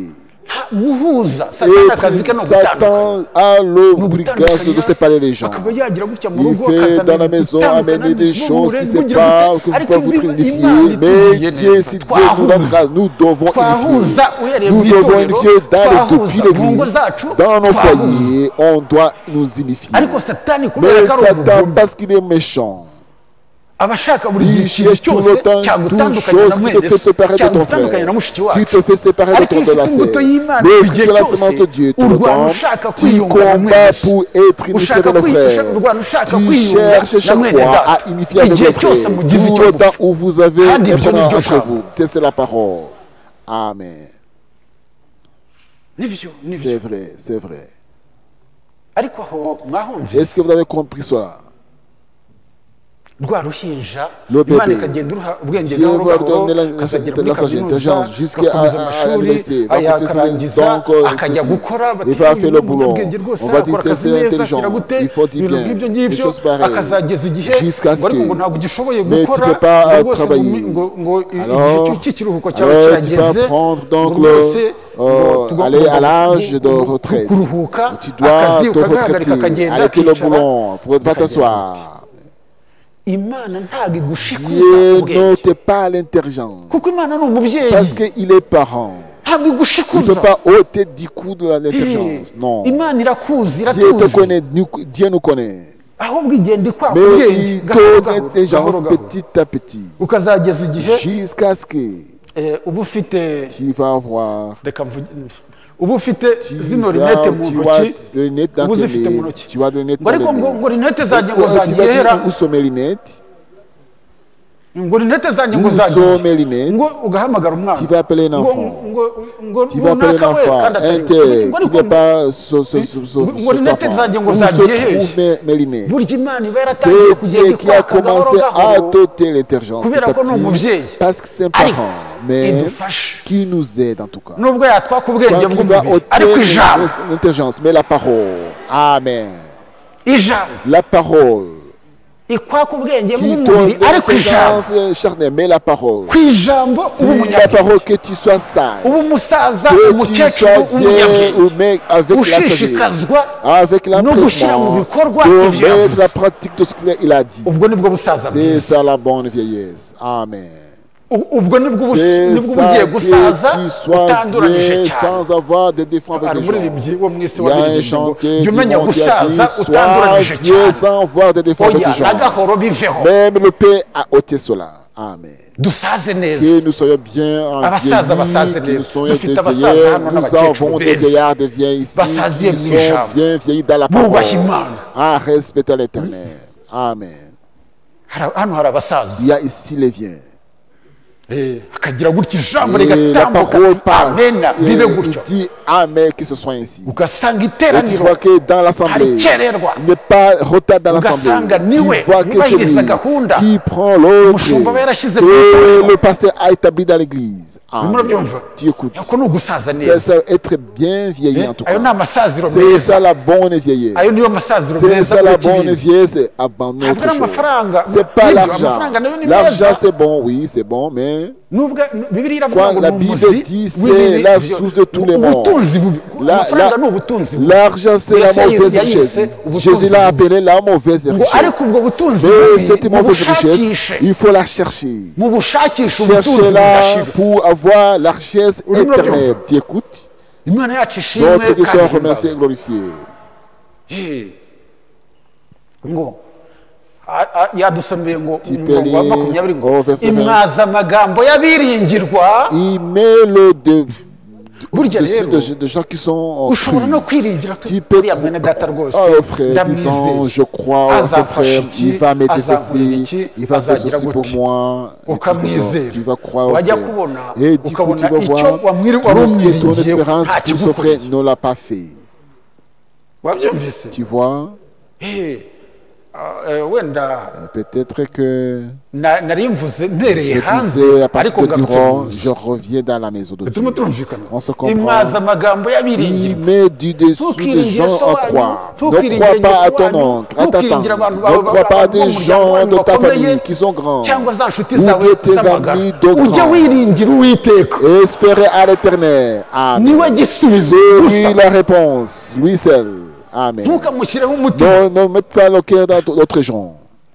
kwiringira espérer. ujye wiringira Et uwiteka espérer à Nibyo, l'éternel, c'est vrai. ntabwo twabyishyira ku On ne ruhande peut pas le mettre à hari côté. bene data Il y a les na frères, bashiki bacu il y a bo les kwizerwa. sœurs à qui Ijambo on doit rirabivuga. croire. La parole hari dit. mwene Il y data a wo un kwizerwa frère à qui on iyo doit ijambo croire. rivuze ngo hari mwene Lorsque data wo la parole dit il y a un kwizerwa frère à qui on bisobanura doit iki croire, cela veut dire bigaragara yuko quoi? ari C'est umuntu qu'il utizerwa y a même d'autres qu'on ne peut pas croire. si cyo bisobanura C'est ainsi. hari bene data Il y a na des bashiki frères bacu et bo des kwizerwa sœurs à qui on peut croire. b'inkingi mu Qui itorero sont des piliers dans kuko mu l'église. itorero habamo Parce que inkingi dans l'église, il y a les zo piliers kwizerwa à qui atari on doit amafaranga croire. ahubwo Pas mu pour kwizera l'argent, mais dans la foi. turimo Amen. turumvikana On se comprend. atari ubutunzi Non par bw'umubiri la richesse ahubwo hari inkingi matérielle. mu Il y itorero a les piliers de l'église ziba zifasha qui abantu aident mu les kwizera autres dans la mu foi. kugira umwete Pour w'ijambo avoir le ry'Imana courage de la parole mu de kugira Dieu. umwete Pour avoir wo le kumvira Imana aho courage de batuye respecter Dieu là où ils vivent. Amen. mu kugira umwete D'avoir le courage wo kumvira Imana mu de byo bakora respecter Dieu dans tout ce qu'ils entreprennent. Imana yacu ishimwe Notre Dieu soit kandi remercié et ihimbaza glorifié. imwaza amagambo Il y'abiringi met le dessus des gens en qui on peut croire. ku murongo wa 20 ngo Au verset 20. imwaza amagambo Il y'abiringirwa ôte la parole à ceux qui kandi abasaza on n'a plus ikabaha d'assurance. ubwenge Il enlève le discernement au irabushikuza vieillard. Il ôte ça, ntabwo ibashikuza n'ôte pas de Ni gahoro gahoro, c'est gahoro petit à gahoro. petit à petit. nk'uko uruhara rutazira Comme, umunsi umwe comme le chauve ne vient pas Uruhara de ruza jour. umunsi umwe. Est-ce que le chauve vient Si de gahoro jour? gahoro. C'est petit à petit. uruhara ruza Le gahoro chauve gahoro vient petit imvi à petit. zizira umunsi umwe Les cheveux blancs Si viennent gahoro gahoro. un jour, mais c'est petit à petit. siko bigenda C'est ainsi. imvi ntabwo zizira Le umunsi cheveu umwe blanc ne vient uruhara pas d'un ruzira jour. umunsi Le umwe chauve ne peut venir d'un gahoro jour. gahoro Mais c'est kuko petit Imana à ni petit. umubyeyi Parce que Dieu est parent. murabyumva Vous comprenez? imbaraga zishirira La, gutya la icyarimwe force umuntu nous akikubita ôte hasi et l'homme keretse hari va impamvu. être tombé du Birashoboka coup. nabyo. C'est- Ariko- C'est la raison, mais ubundi no gusaza normalement, ni buhoro la buhoro vieillesse est petit à kimwe petit. nk'uko no kuvuka Même que la ugenda ukura naissance buhoro qui buhoro grandit petit à petit. imana yacu ni C'est nziza Dieu, notre Dieu est ni merveilleux. umubyeyi Il est vraiment ibyo parent. byose Et tout cela, yarabiduhishuriye il nous kugira a ngo lévré twitondere pour que nous prenions twitondere garde ubuzima turimo la vie où nous kuko vivons. imana yashatse Parce ko que tubaho Dieu a mu Dieu a voulu gisekuruza que cyane cyane mu nous vivions gisekuruza dans nk'iki cet âge, igisekuruza l'âge cy'ibyaha de péché. umuhanuzi yerekana Le yuko ari prophète montre igisekuruza que c'est l'âge. turi mu gihe Nous gikomeye sommes dans un temps fâcheux. ngo turi mu gihe Nous umuhanuzi sommes, aravuga le ngo prophète dit, ntabwo naharebye je parle, umuhanuzi aravuga ngo le prophète turi mu dit, nous gisekuruza sommes dans l'âge umwanzi yateze où imitego l'ennemi myinshi a fait Niko beaucoup de umuhanuzi pieds. avuga. C'est ainsi que le prophète dit. ngo umwanzi L'ennemi yateze a imitego fait beaucoup myinshi de pièges. ngo kugira ngo yizeze abantu Pour qu'il bakagira puisse gutya faire croire aux gens. akizeza Il umuntu fait yuko croire ari aux gens umukristo qu'il est kandi chrétien. atari Du coup, il ne l'est pas. Amen. wabyumvishe Vous comprenez? akize Il fait ukagenda croire gutya aux gens, kugira on ngo voit des umukristo gens qui kandi sont atari chrétiens, we mais il ne l'est pas. kuba umukristo ni iki Être chrétien, c'est quoi? kuba umukristo Être chrétien, ni ukwizera ibyo c'est imana croire yavuze tout ce byose que Dieu a parlé uhereye ku du itangiriro début kugeza ku isoza jusqu'à la fin. kuva ku nyuguti ya mbere Depuis le premier kugeza ku ya iota nyuma jusqu'à dernière utagabanije lettre, sans rien Cyangwa donc ngo retrancher ou bien ajouter. kuba umukristo Être ni chrétien, uguhora ufite c'est inzara chercher n'inyota avoir la soif byo et la gukiranuka faim de la justice. kuba umukristo Être ni chrétien, ukwicisha bugufi c'est être dans imbere l'humilité y'ijambo devant la ry'imana parole de Dieu ukemera et rikagutegeka accepter que la parole te dirige, ukemera accepter que rikakuyobora la parole te conduit. Amen. kuba umukristo Être chrétien, kuba umukristo ntabwo ari être c'est ukwitiranya pas ibintu confondre des gens. uvanga ibintu Oui, kuba bien confondre des gens. umukristo Être ni chrétien, uguhishurirwa c'est avoir la ijambo révélation ry'imana de la parole kuba de Dieu. umukristo Être ni chrétien, uguhishurirwa c'est avoir iby'intumwa la zigishije révélation de ce que les uhereye prophètes, ku munsi wa de pantekote ce que les kandi apôtres ukitondera kubishyira mu ont bikorwa observé nk'uko depuis la zabyigishije Pentecôte jusqu'à aujourd'hui, depuis la Pentecôte. kuba umukristo Être chrétien,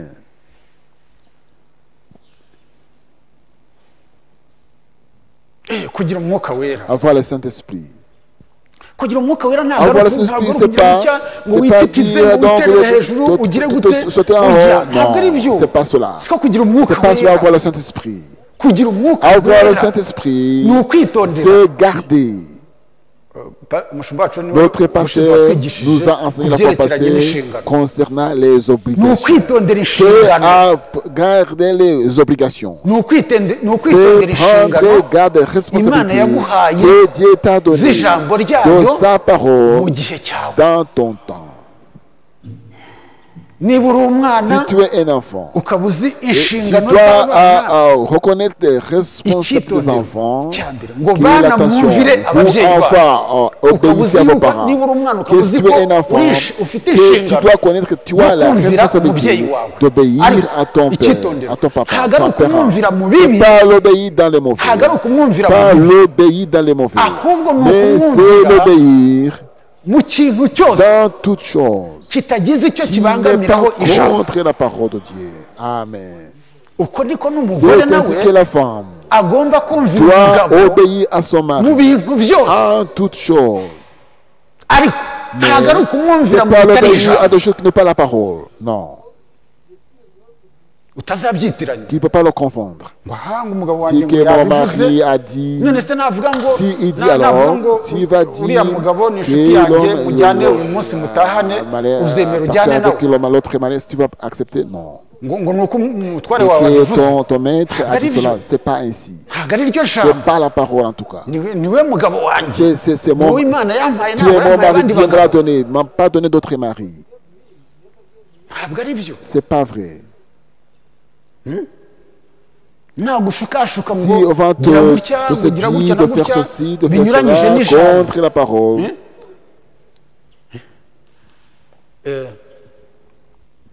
minota ni mike mba Il y a peu de minutes, je voudrais vous donner un hari témoignage. mushiki wacu Il y a umwe notre yizeye institut muri qui a, iyi qui a, yari qui a yizeye écrit le message. umugabo yaje mu gicuku Le mari kandi est yari atarize venu dans la nuit, sans, avant qu'il soit. yari atarize yari akiri umunyedini Il était donc umugabo yaraje mu gicuku akaba ari umuntu winywera inzoga agira gute mbega wamaramaje qui a mu gicuku vraiment none dit baraza dans la nuit, azana il est inzoga venu ngo avec urayinywa l'alcool. Il a dit, uyu tu munsi dois urayinywa ngo boire cet accord. turayisangira Nous devons partager cet ngo accord. urayinywa Tu urayinywa dois turayisangira le boire. Nous devons partager. Oya, wenda wambwira nkajya Peut-être que je kuyikuzanira ariko peux te wimbwira ngo l'amener, niwe mais ne me dis pas de le umubiri boire. wanjye ni umubiri w'umwana Ma chair, ça appartient au Seigneur.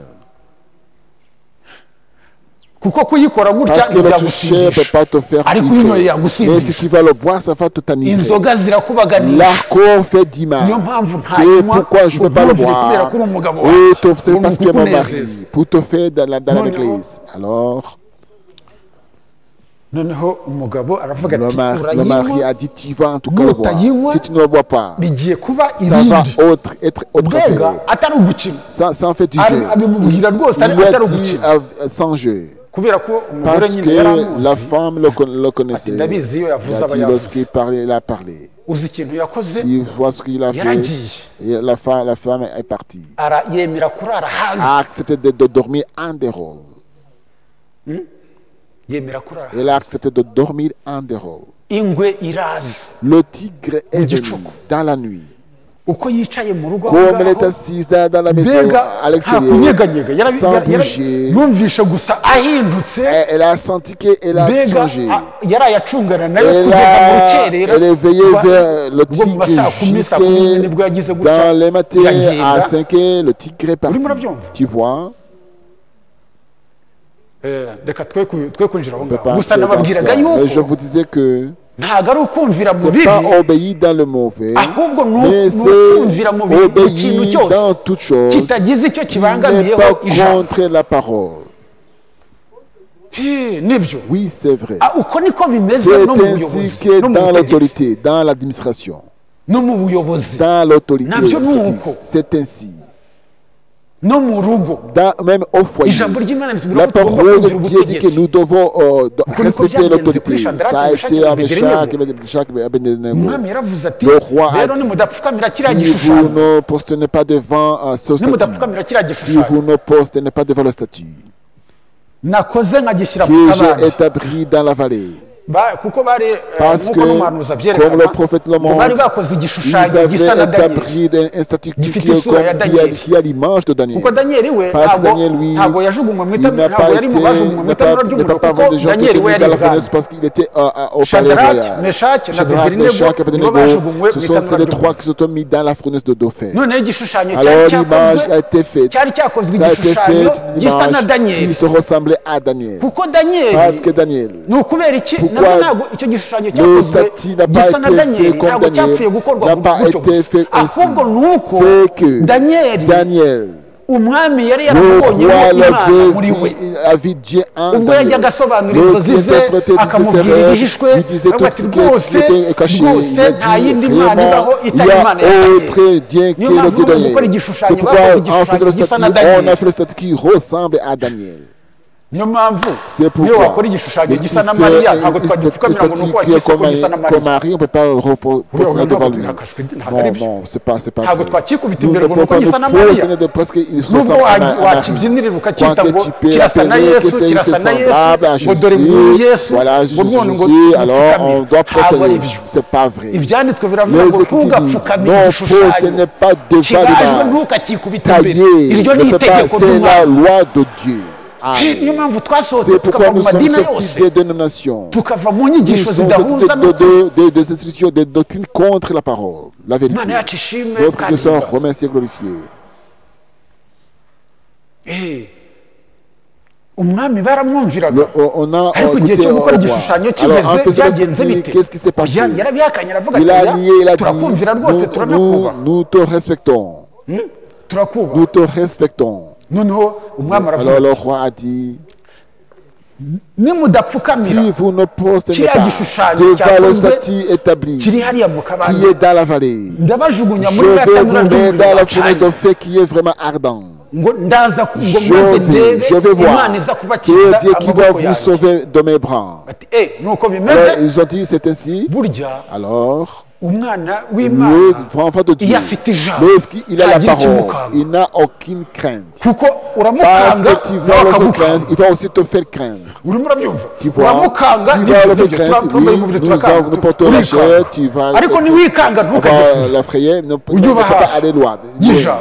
Et soyez tout près de la parole. noneho umwami Alors, arabakangisha le ngo roi les ngiye a fait kubajugunya muri craindre. iriya Je vais tanura vous mettre dans la ry'umuriro fournaise de ndebe feu. imana iza kubakiza Je vais amaboko voir que yanjye Dieu qui va vous sauver de mes bras. Kubaha. Bati Dans Mwami. le respect, ils ont dit Dieu. Non, non, ils ont Mwami dit le roi. rwose. Le roi. nta kintu Rien du tout. cyatuma twumvira Ne iryo peut pas jambo nous donner à observer cette rwose. parole.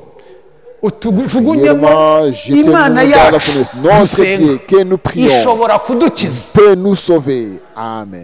ishobora kudukiza Dieu peut nous sauver. urumva rya Tu jambo vois la urumva ko ijambo rihora parole. ririmo La parole est la même. ngo umwami nabishaka Si c'est la volonté de tuzagira Dieu, gutya na gutya na nous gutya. faisons cela. ngo ntitukikomanga mu On ne peut gituza pas ngo nous ngewe ngewe mettre dans la poitrine que ahubwo moi. baravuze Non, ngo ils ont dit, umwami nabishaka si le roi le veut, yabasha il kudukiza peut nous sauver. turimo turumvikana Vous voyez. ngo imana yacu ishobora Notre Dieu kudukiza peut nous sauver, ngo ariko nawe mais s'il itadukiza ne peut pas nous sauver encore, nawe s'il itadukiza ne peut pas nous sauver, ntabwo turi nous bupfukamire ne devons igishushanyo pas wakoze prosterner devant le statut. Amen. urumva kubaha Tu vois le respect. iyo uhamirije Lorsque imana tu témoignes Dieu, iyo uhagaze ku lorsque ijambo tu te tiens ry'imana dans la parole de Dieu, ntabwo imana ari impumyi ku buryo Dieu n'est pas bitabiriye aveugle de ne pas voir. ntukwibwire yuko mu Ne gihe uri mu pense pas que bigeragezo lorsque tu es dans mu gihe uri mu épreuve, makuba lorsque tu es mu dans gihe les uri mu difficultés, ngorane lorsque tu es dans les ntugatekereze ko troubles, imana ne pense pas itarora que Dieu ne voit pas. imana ibibibona Dieu les voit. ahubwo we guma ku Mais ijambo retiens la parole de niyo Dieu. rwaba ari urupfu Que ce soit la niyo byaba mort, kubaho que ce soit we la guma ku vie, ijambo reste dans la parole de Dieu. Amen. noneho Alors, imana nayo aho irimo Dieu là, kubyitegereza Dieu nka kwa kundi observé. yavuze iti C'est ce qu'il imana a, yabwiye Dieu a satani ngo dit à Satan. umugaragu wanjye Tu yobu as vu mon wamubonye serviteur Job, ukuntu anyubaha combien il me respecte.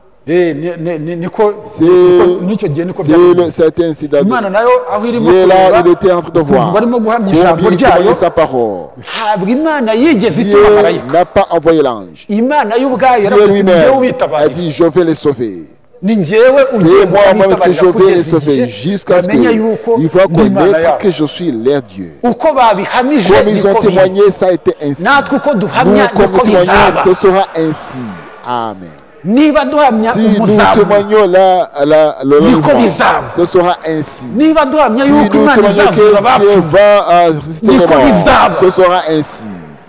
nta gukekeranya On ne peut pas avoir de doute. nta Il gukekeranya y a niko aucun à bizaba douter. Ce sera ainsi. imana nayo iti ndi Dieu a yigiyeyo dit, je vais yambara descendre. wa mubiri wo gucungura wo Apporter gutabara la chair de Noneho rédemption. bajugunya Et on a fait, on a jeté, barababoha, on les bamaze a liés, kubaboha, après avoir les babajugunya muri liés, rya on tanura les a mis dans la ry'umuriro. fournaise de feu. noneho Et alors, bagiye kureba on a vu après. ariko se Et alors, mu muriro Dans ntitwajugunyemo le feu, abantu nous avons batatu jeté none se 3 ko tureba personnes. Mais harimo il y uwa a kane le 4e. umubare kane Le nombre est 4. Le chiffre 4, Dieu aime le chiffre 4. n'iyindi mibare Mais d'autres irayikoresha chiffres, Dieu les utilise. Ariko kane. Mais 4. ku wa kane Au 4e jour, imana niho yaremye Dieu a créé izuba le soleil, la lune n'inyenyeri et les étoiles. bisobanura Donc, kristo Christ, itorero l'Église n'urubyaro et la descendance. inyenyeri Les étoiles. twebwe mu bwinshi Nous, dans la multitude. ku wa kane ku Au munsi wa kane 4e jour. niho imana C'est yaremye là que Dieu izuba a créé ukwezi le soleil, la lune n'inyenyeri et les étoiles. n'ibindi Et hari n'ibindi d'autres byinshi. choses créées. imana yacu ishimwe Notre Dieu kandi soit remercié et glorifié. imana Dieu, yambara wa mubiri wo Dieu a gucungura apporté la chair de yinjira mu itanura rédemption, ry'umuriro entré dans la bagiye fournaise de kubona feu. babona Alors ils ont vu, ya migozi yose Tous les n'iki corps, toutes les cordes, baratembera muri rya ils tanura marchaient dans ry'umuriro la fournaise de feu. Amen. bafite ishema Avec l'assurance. Amen.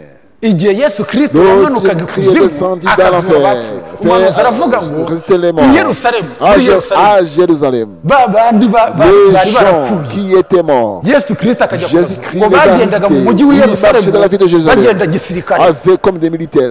bagendaga Ils gisirikare marchaient i comme des yerusalemu militaires dans la ville de Jérusalem. bamaze kuzuka Après être ngo ressuscités, bagendaga mu mujyi w'i ils marchaient dans yerusalemu la cité de bagenda Jérusalem gisirikare niko comme des umuhanuzi militaires. C'est ainsi que dit le imana prophète. yacu ishimwe Notre kandi Dieu soit himbazwe hari remercié. igihe Il y a le moment. twe dukomeze kuguma mu ijambo Reste dans la umunsi parole. cyangwa se Un igihe jour, kimwe ou un tuzambikwa imbaraga moment, nous saurons porter la puissance. ubu ngubu Maintenant, amadini les aracyatwitira dénominations nous n'abantu confondent. Et baracyatwitira les gens nous ariko hari confondent. umunsi Mais il y a un batazatwitira jour, on ne peut pas nous confondre. hari umunsi Il y a hari un jour. umunsi Il y a un jour. Ndashoje, Je ndashoje. vais Hari continuer. umunsi. Il y a un jour. hari umunsi Il y a un jour, on ne batazatwitira peut pas nous twe tugume confondre. mu ijambo Restons dans la tugume mu butumwa parole. twizeye Restons dans hari le message igihe cru. Il y a un temps. hari igihe Il y kizagera a cyo un kutwitira temps, on ne peut pas nous hari confondre. igihe Il y a un cyageze temps shadaraki où meshaki na Shadrach, bedenego Meshach et Abednego n'étaient pas baravuga bati confondus. imana yabo Ils ont dit, yabatabaye les dieux les a hari sauvés. igihe Il y a un temps. Amen. hari igihe Il y a hari un temps igihe où, il y a un temps, Daniel Daniel batongeye kumwitiranya n'a baravuga pas ati été imana ya confondu. daniyeli Ils niyo ont mana dit, le yonyine Dieu de Daniel est le seul Dieu.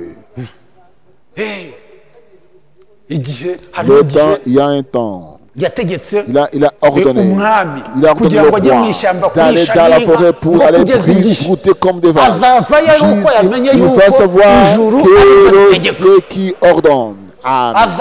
Il azava va muri kiriya gisambu quitter azava muri ce- ririya shyamba dans la azava forêt, muri ziriya nyamaswa dans les animaux, yamenye ko ijuru sachant que ritegeka le ciel ordonne, dirige. kuko imana ngo Parce yamwambuye que ubwenge Dieu l'avait niko byanditswe. ôté l'intelligence. C'est leur ngo ariko ngo noneho Mais alors, ngo agiye kugaruka lorsqu'il agarutse ku va bwami retourner dans la royauté, kuko yari yabwiwe ngo parce qu'il a tsinda icyo été giti dit à ariko igishiti couper kivume l'arbre, mais laisser bisobanura ngo ntabwo les yari racines. gupfa C'est pas donc mourir. turimo turumvikana On se comprend. kuko yari kongera Parce kugaruka qu'il ku bwami devrait retourner sur le trône. turimo turumvikana On se comprend. noneho Alors, ngo umwami ngo noneho ngo aravuga le roi ngo icyo gihe ngo il a dit, ndongera nsubizwamo j'ai akenge été donné imana irongera imugarurira akenge imuha akenge irongera mbega irongera imugaruramo lui ubwenge a ramené l'intelligence petit à petit. kureba Il a commencé à voir, il a yari été comme ameze un homme, nk'inyamaswa alors qu'il était un yaragize gute, animal. ngo icyo gihe Alors, à ce moment, ngo icyo gihe ngo abatware d'autres- ngo baza kunshakaho narindi mu fidèles ishyamba sont venus me chercher kugira ngo dans la yongere forêt ajye azasubire ku Pour bwami retourner sur le trône. turimo turumvikana On se comprend. ngo baza kunshaka Ils- ngo ils vont yagombaga chercher. kubayo Il devrait kugeza être là, igihe azavayo jusqu'à ce qu'il va azi quitter. ko ijuru Que amenye sachant yuko que ijuru le ariryo ciel, c'est ritegeka le ciel qui ordonne. ibyo ngibyo Alors twebwe cela, abana b'imana nous, enfants de tugomba Dieu, kumenya icyo nous devons yuko savoir que ijuru c'est niryo le ciel ritegeka qui ordonne. Amen. ijuru C'est le ciel. ijuru C'est le ciel. ijuru rirahari Il y a le ciel. Ijuru Le rirategeka. ciel ordonne. umwami Le roi. w'isi n'ijuru Le roi arahari de la terre de la ciel Arategeka. ordonne. Amen. kugeza igihe Jusqu'à iyi ce si nayo que la terre, abantu bafashe les bibiliya gens ont pris la Bible, ils ont mêlé, bagafata ibyabo ils ont pris bakabivanga mu byanditswe les by'imana choses, les a mêlées dans les yandikishije Saintes Écritures écrites par bazageza Dieu. igihe Ils bamenye vont yuko connaître ijuru ari ryo que c'est ritegeka le ciel qui ordonne. bazageza Ils igihe bamenye vont yuko savoir qu'il hari y a abahamagawe des gens qui sont bizeye appelés, ubutumwa bw'igihe pris cya le nyuma message du temps de la igihe kigiye paix. kugera Le temps va bazamenya arriver. yuko Ils vont connaître que ijuru que ari ryo le ritegeka ciel ordonne. imana yacu ishimwe Notre kandi Dieu remercié, glorifié.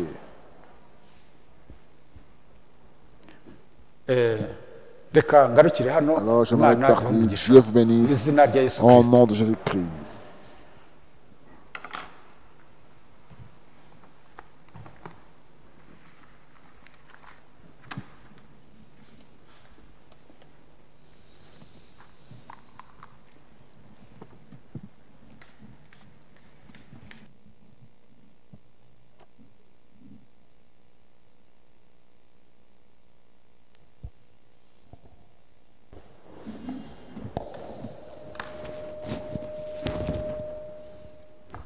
amen. Amen. Imana ishimwe kandi himbazwe Dieu soit remercié, glorifié, kandi umugisha et qui umugaragu bénisse wayo son serviteur, imwongerera imbaraga qui donne de la force spirituellement et Amen. physiquement. Amen.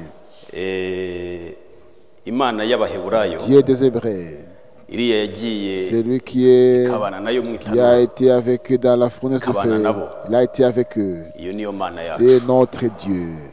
Icyo gihe n'uwiteka Dans le temps, c'était l'Éternel. wacu uyu munsi ni Yesu Kristo. Maintenant, c'est Imana Jésus-Christ. imuha umugisha cyane. Iyo Dieu mana lui bénisse. ntihinduka Dieu ne change pas. igihe cyose Tout le temps, muri kumwe, vous êtes ensemble. igihe cyose bisaba Tout le temps, kuyisunga. tu dois t'approcher de Dieu. Tugomba kubana Nous nayo devons tukazagenda être Dieu dutembera. et nous Imana devons imuha marcher. umugisha. Dieu lui Erega bénisse. nicyo kiba cyatuzanye. C'est ce qui nous fait arriver ici. Nta bindi, ntabwo ari Autre ukureba. chose, c'est pas Ubundi hari voir. igihe abantu Il y a des gens, bananirwa kumva Imana les gens manquent kubera à ko écouter Dieu bashaka parce kureba qu'ils ishusho cherchent à y'umuntu voir l'image de l'homme.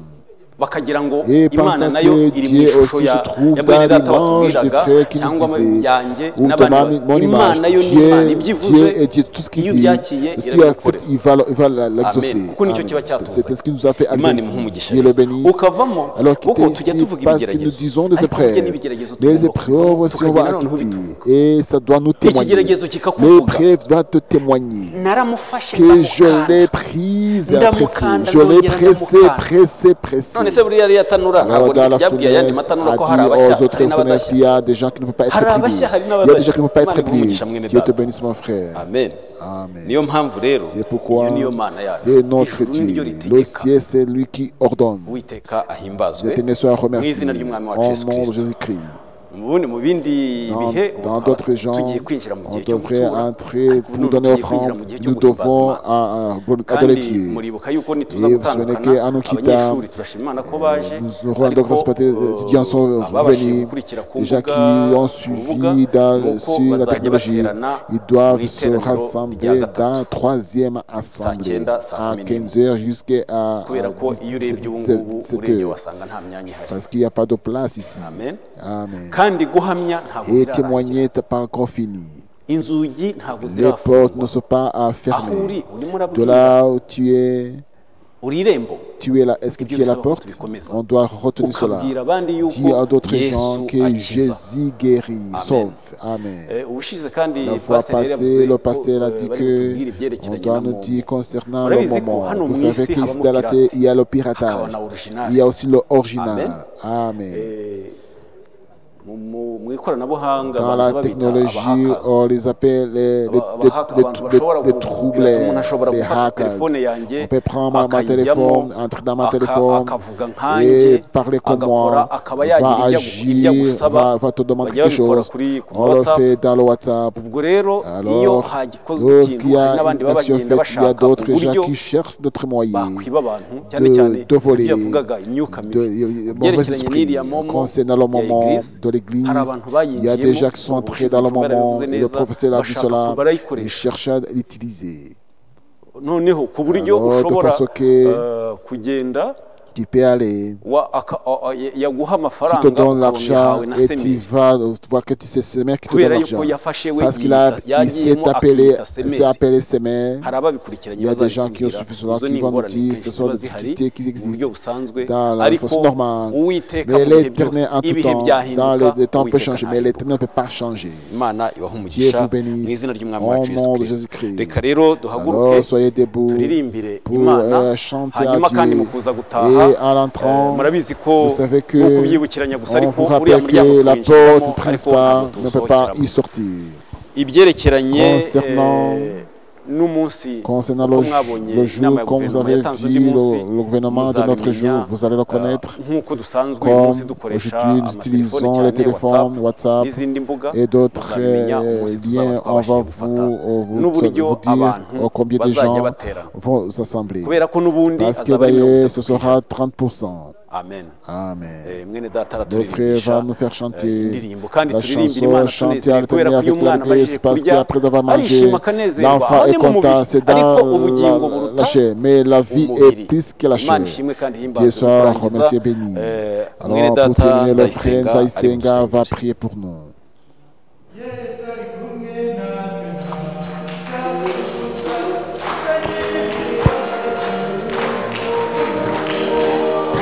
Yesu ari kumwe natwe ntacyaduhuza isenyere hamwe byose ngo dutambuke imbere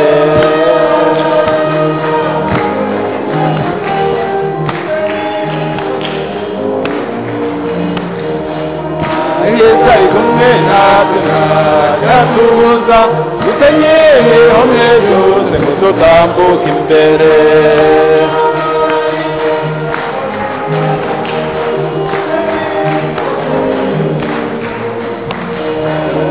Yesu ari kumwe natwe ntacyaduhuza dusenyere hamwe byose ngo dutambuke imbere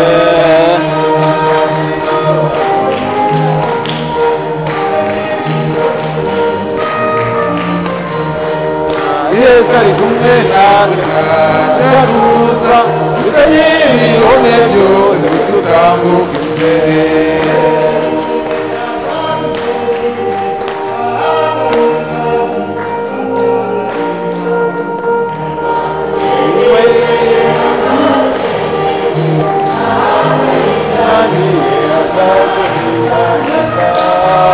Amen, amen.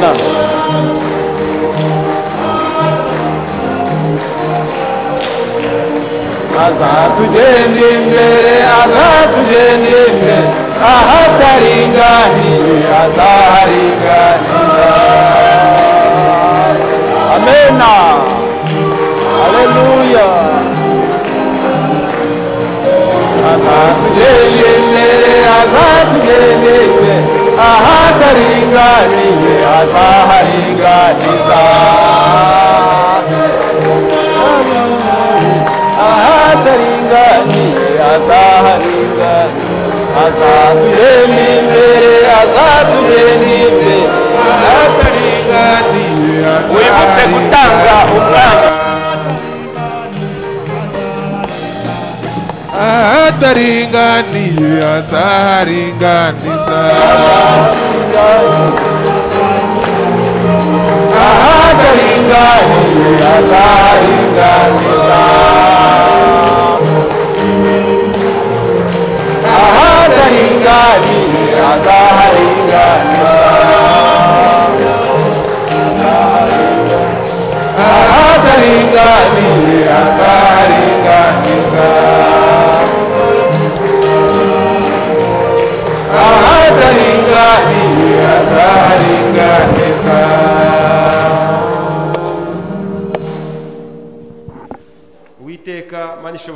Dieu puissant, l'Éternel notre Jésus-Christ, nous te rendons grâce et tu dois être glorifié. Amen. Tu es digne d'être glorifié, l'honneur te revient, parce que tu as mis toi devant nous. Dieu vivant, nous recevons la vie éternelle de la parole de Dieu. C'est pourquoi nous sommes venus de bon matin pour t'écouter. Et de chaque heure, venir, ils vont écouter ta parole. Ils vont t'écouter.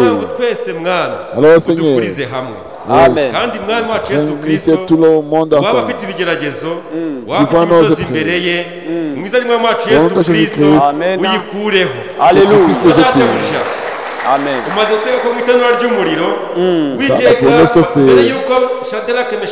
Avant que Meshach soit là, tu as été là. Nous te demandons que tu puisses nous aider, que nous soyons des modèles. On va dire que nous sommes des chrétiens. Dieu vivant. Bénis-le ce que tu as utilisé Amen. Je te dis à la fin, bénis les écolistes, Amen. bénis tous les fils, bénis tout le monde. Nous demandons bénédiction à notre pasteur Jésus-Christ, celui qui est malade, celui qui a des faiblesses, que ce soit spirituel, au nom de Jésus-Christ, il s'en pour guérir. Il est toujours en train de guérir. Au nom de Jésus, bénis tout le monde. Quand nous allons nous quitter, marcher avec nous, aidez-nous à obéir à ce qui nous gouverne. Au Jésus-Christ, Amen. pour l'observer ta parole. Merci. Continue à oindre ton serviteur et tout ce qui est avec lui. Après le temps, Amen. Nous le bénissons. Au nom de Jésus. Amen. Amen. Yeah. nagira ngo Je voudrais, amateraniro yacu babwire yuko yo muri iki avant gitondo de clore ashoje notre culte de ce matin, kandi nkagira ngo nongere je mbibutse voudrais insister mfate uyu mwanya de nongere prendre ce mbibutse temps. Je vous rappelle, haba hano qu'il soit ici, haba aho dutuye qu'il soit là où nous habitons, bisaba kumenya nous neza ko ari devons savoir inshingano que yawe c'est ton kurusha obligation, uko iba iy'abayobozi que ce soit kwirinda obligation des autorités de Amen. garder. kwirinda biruta La kwivuza prévention est mieux que d'être nibyo soigné. inkingo zirimo Il y ziraboneka a les ariko tubona ko vaccins, imibare mais y'abandura les igenda yiyongera statistiques s'aggravent, ça croît. hariho bigagenda bisatira ça iyo habayeho touche kwiyongera il y a uburyo bwo beaucoup kuvura de indwara statistiques. zose bubaho ariko iki ni icyorezo Mais ça, c'est vraiment l'épidémie. iyo ari malariya Lorsque c'est la bapima ibihuru. malaria, on peut donc couper les iyo les brousses.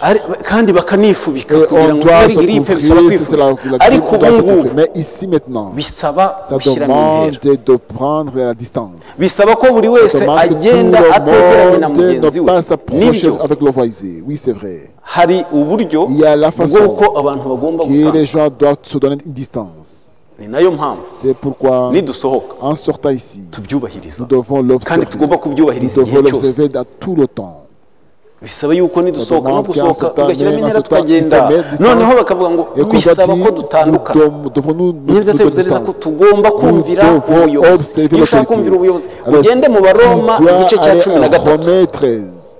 cyose ugisome Il faut lire urebe ukuntu ugomba ce kumvira chapitre. ubuyobozi Combien tu dois observer l'autorité. ubuyobozi bw'igihugu L'autorité du pays. imana ibafashe Dieu ntabwo bisaba vous yuko sait, ça demande batugendaho qu'on puisse marcher sur nous. batugendaho Qu'on puisse kubera marcher ko sur nous parce qu'on ne peut pas tutumvira respecter. kandi noneho ari wowe D'ailleurs, bireba c'est toi qui niyo ça te mpamvu concerne. mwene data C'est pourquoi mon mushiki frère wawe. et ma soeur, kandi ukaba intumwa tu dois kuri buri être le wese messager de tout le monde.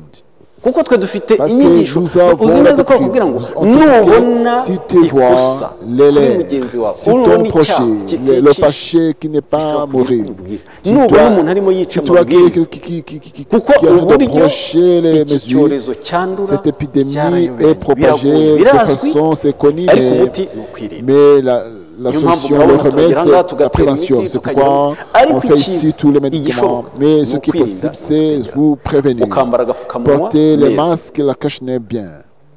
ugakaraba Et intoki. bien te uko laver twinjira les hano mains. urabona twashyizeho aho On a gukarabira mis les facilités de bisaba laver. gukaraba Ça gukaraba doit byo ni que isuku ntekereza ibyo gukaraba by'abantu le bose lavage, barishima c'est vraiment tout le monde est content. ikitugoye icyo abantu Ce batashaka qui shaka nous gutekereza rend difficile, ni c'est agapfukamunwa le cache-nez. ntabwo abavuga Les kwambara gens qui disent que agapfukamunwa dans le porter nabo le ari uko cache-nez, babona c'est yuko pas dire gupfuka que umunwa ari byiza cacher le nez, ariko c'est pas que ni c'est bon. uko ariyo Mais c'est nzira que c'est yonyine la yo bonne kwirinda voie de la prévention. imana idufashe Dieu nous kandi muri bénisse. abari Et b'abanyabwenge vous êtes les sages, les vierges sages.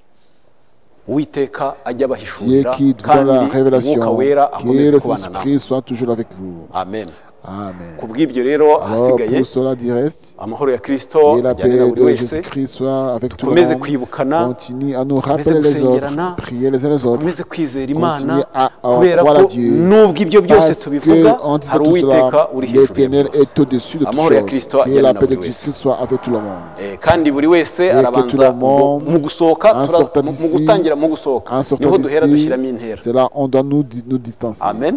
Amen. Murabyihanganira niko Soyez bimeze. patient, c'est ainsi. Mu gusohoka En niho sortant duhera d'ici, dushyiramo nous devons donner intera, des asohoka distances. akomeza. Nta Et mpamvu l'autre, tout le y'uko monde va sortir, wagera hanze aller vers bariya dehors, bakorerabushake et que les cyangwa volontaires, abadiyakoni bakomeza les diacres ihute te dire, ihute ihute va-t'en, genda va-t'en. genda Non, oya va-t'en, oya non. twebwe dufite Nous uw'imbere avons utubwiriza l'Éternel icyo qui tugomba nous gukora. prêche donc ce qu'on doit Amen. faire. Amahoro ya Amen. Kristo Que ajyane la na paix de buri Christ soit avec tout le monde. Amen. ibikomeye ntibizantera ubwoba iyo arinze daniyeli nanjye izandinda ntibizantera ubwoba iyo arinze daniyeli nanjye izandinda intambara ntizizantera ubwoba iyo arinze daniyeli nanjye izandinda ibikomeye iyo arinze daniyeli nanjye izandinda. Bene data bashiki banjye, tujye twumvira mwibaza impamvu mubwiye ngo mushyiremo intera. Abantu mbona badashyiramo iyo ntera bamenye yuko kutubahiriza amabwiriza wabwiwe ntabwo ubuzi ubivuga impamvu yabivuze. Il faut observer vraiment les mesures. urugendo ntiruzantera ubwoba iyo arinze daniyeli nanjye izandinda ibikomeye ubwoba iyo arinze daniyeli nanjye izandinda ibibazo ntibizantera ubwoba iyo arinze daniyeli nanjye izandinda ibikomeye ubwoba iyo arinze daniyeli nanjye izandinda ubukene ntibuzantera ubwoba iyo arinze yobu nanjye izandinda ibikomeye iyo arinze daniyeli nanjye izandinda ibibazo ntibizantera ubwoba iyo arinze abera nanjye izandinda ibikomeye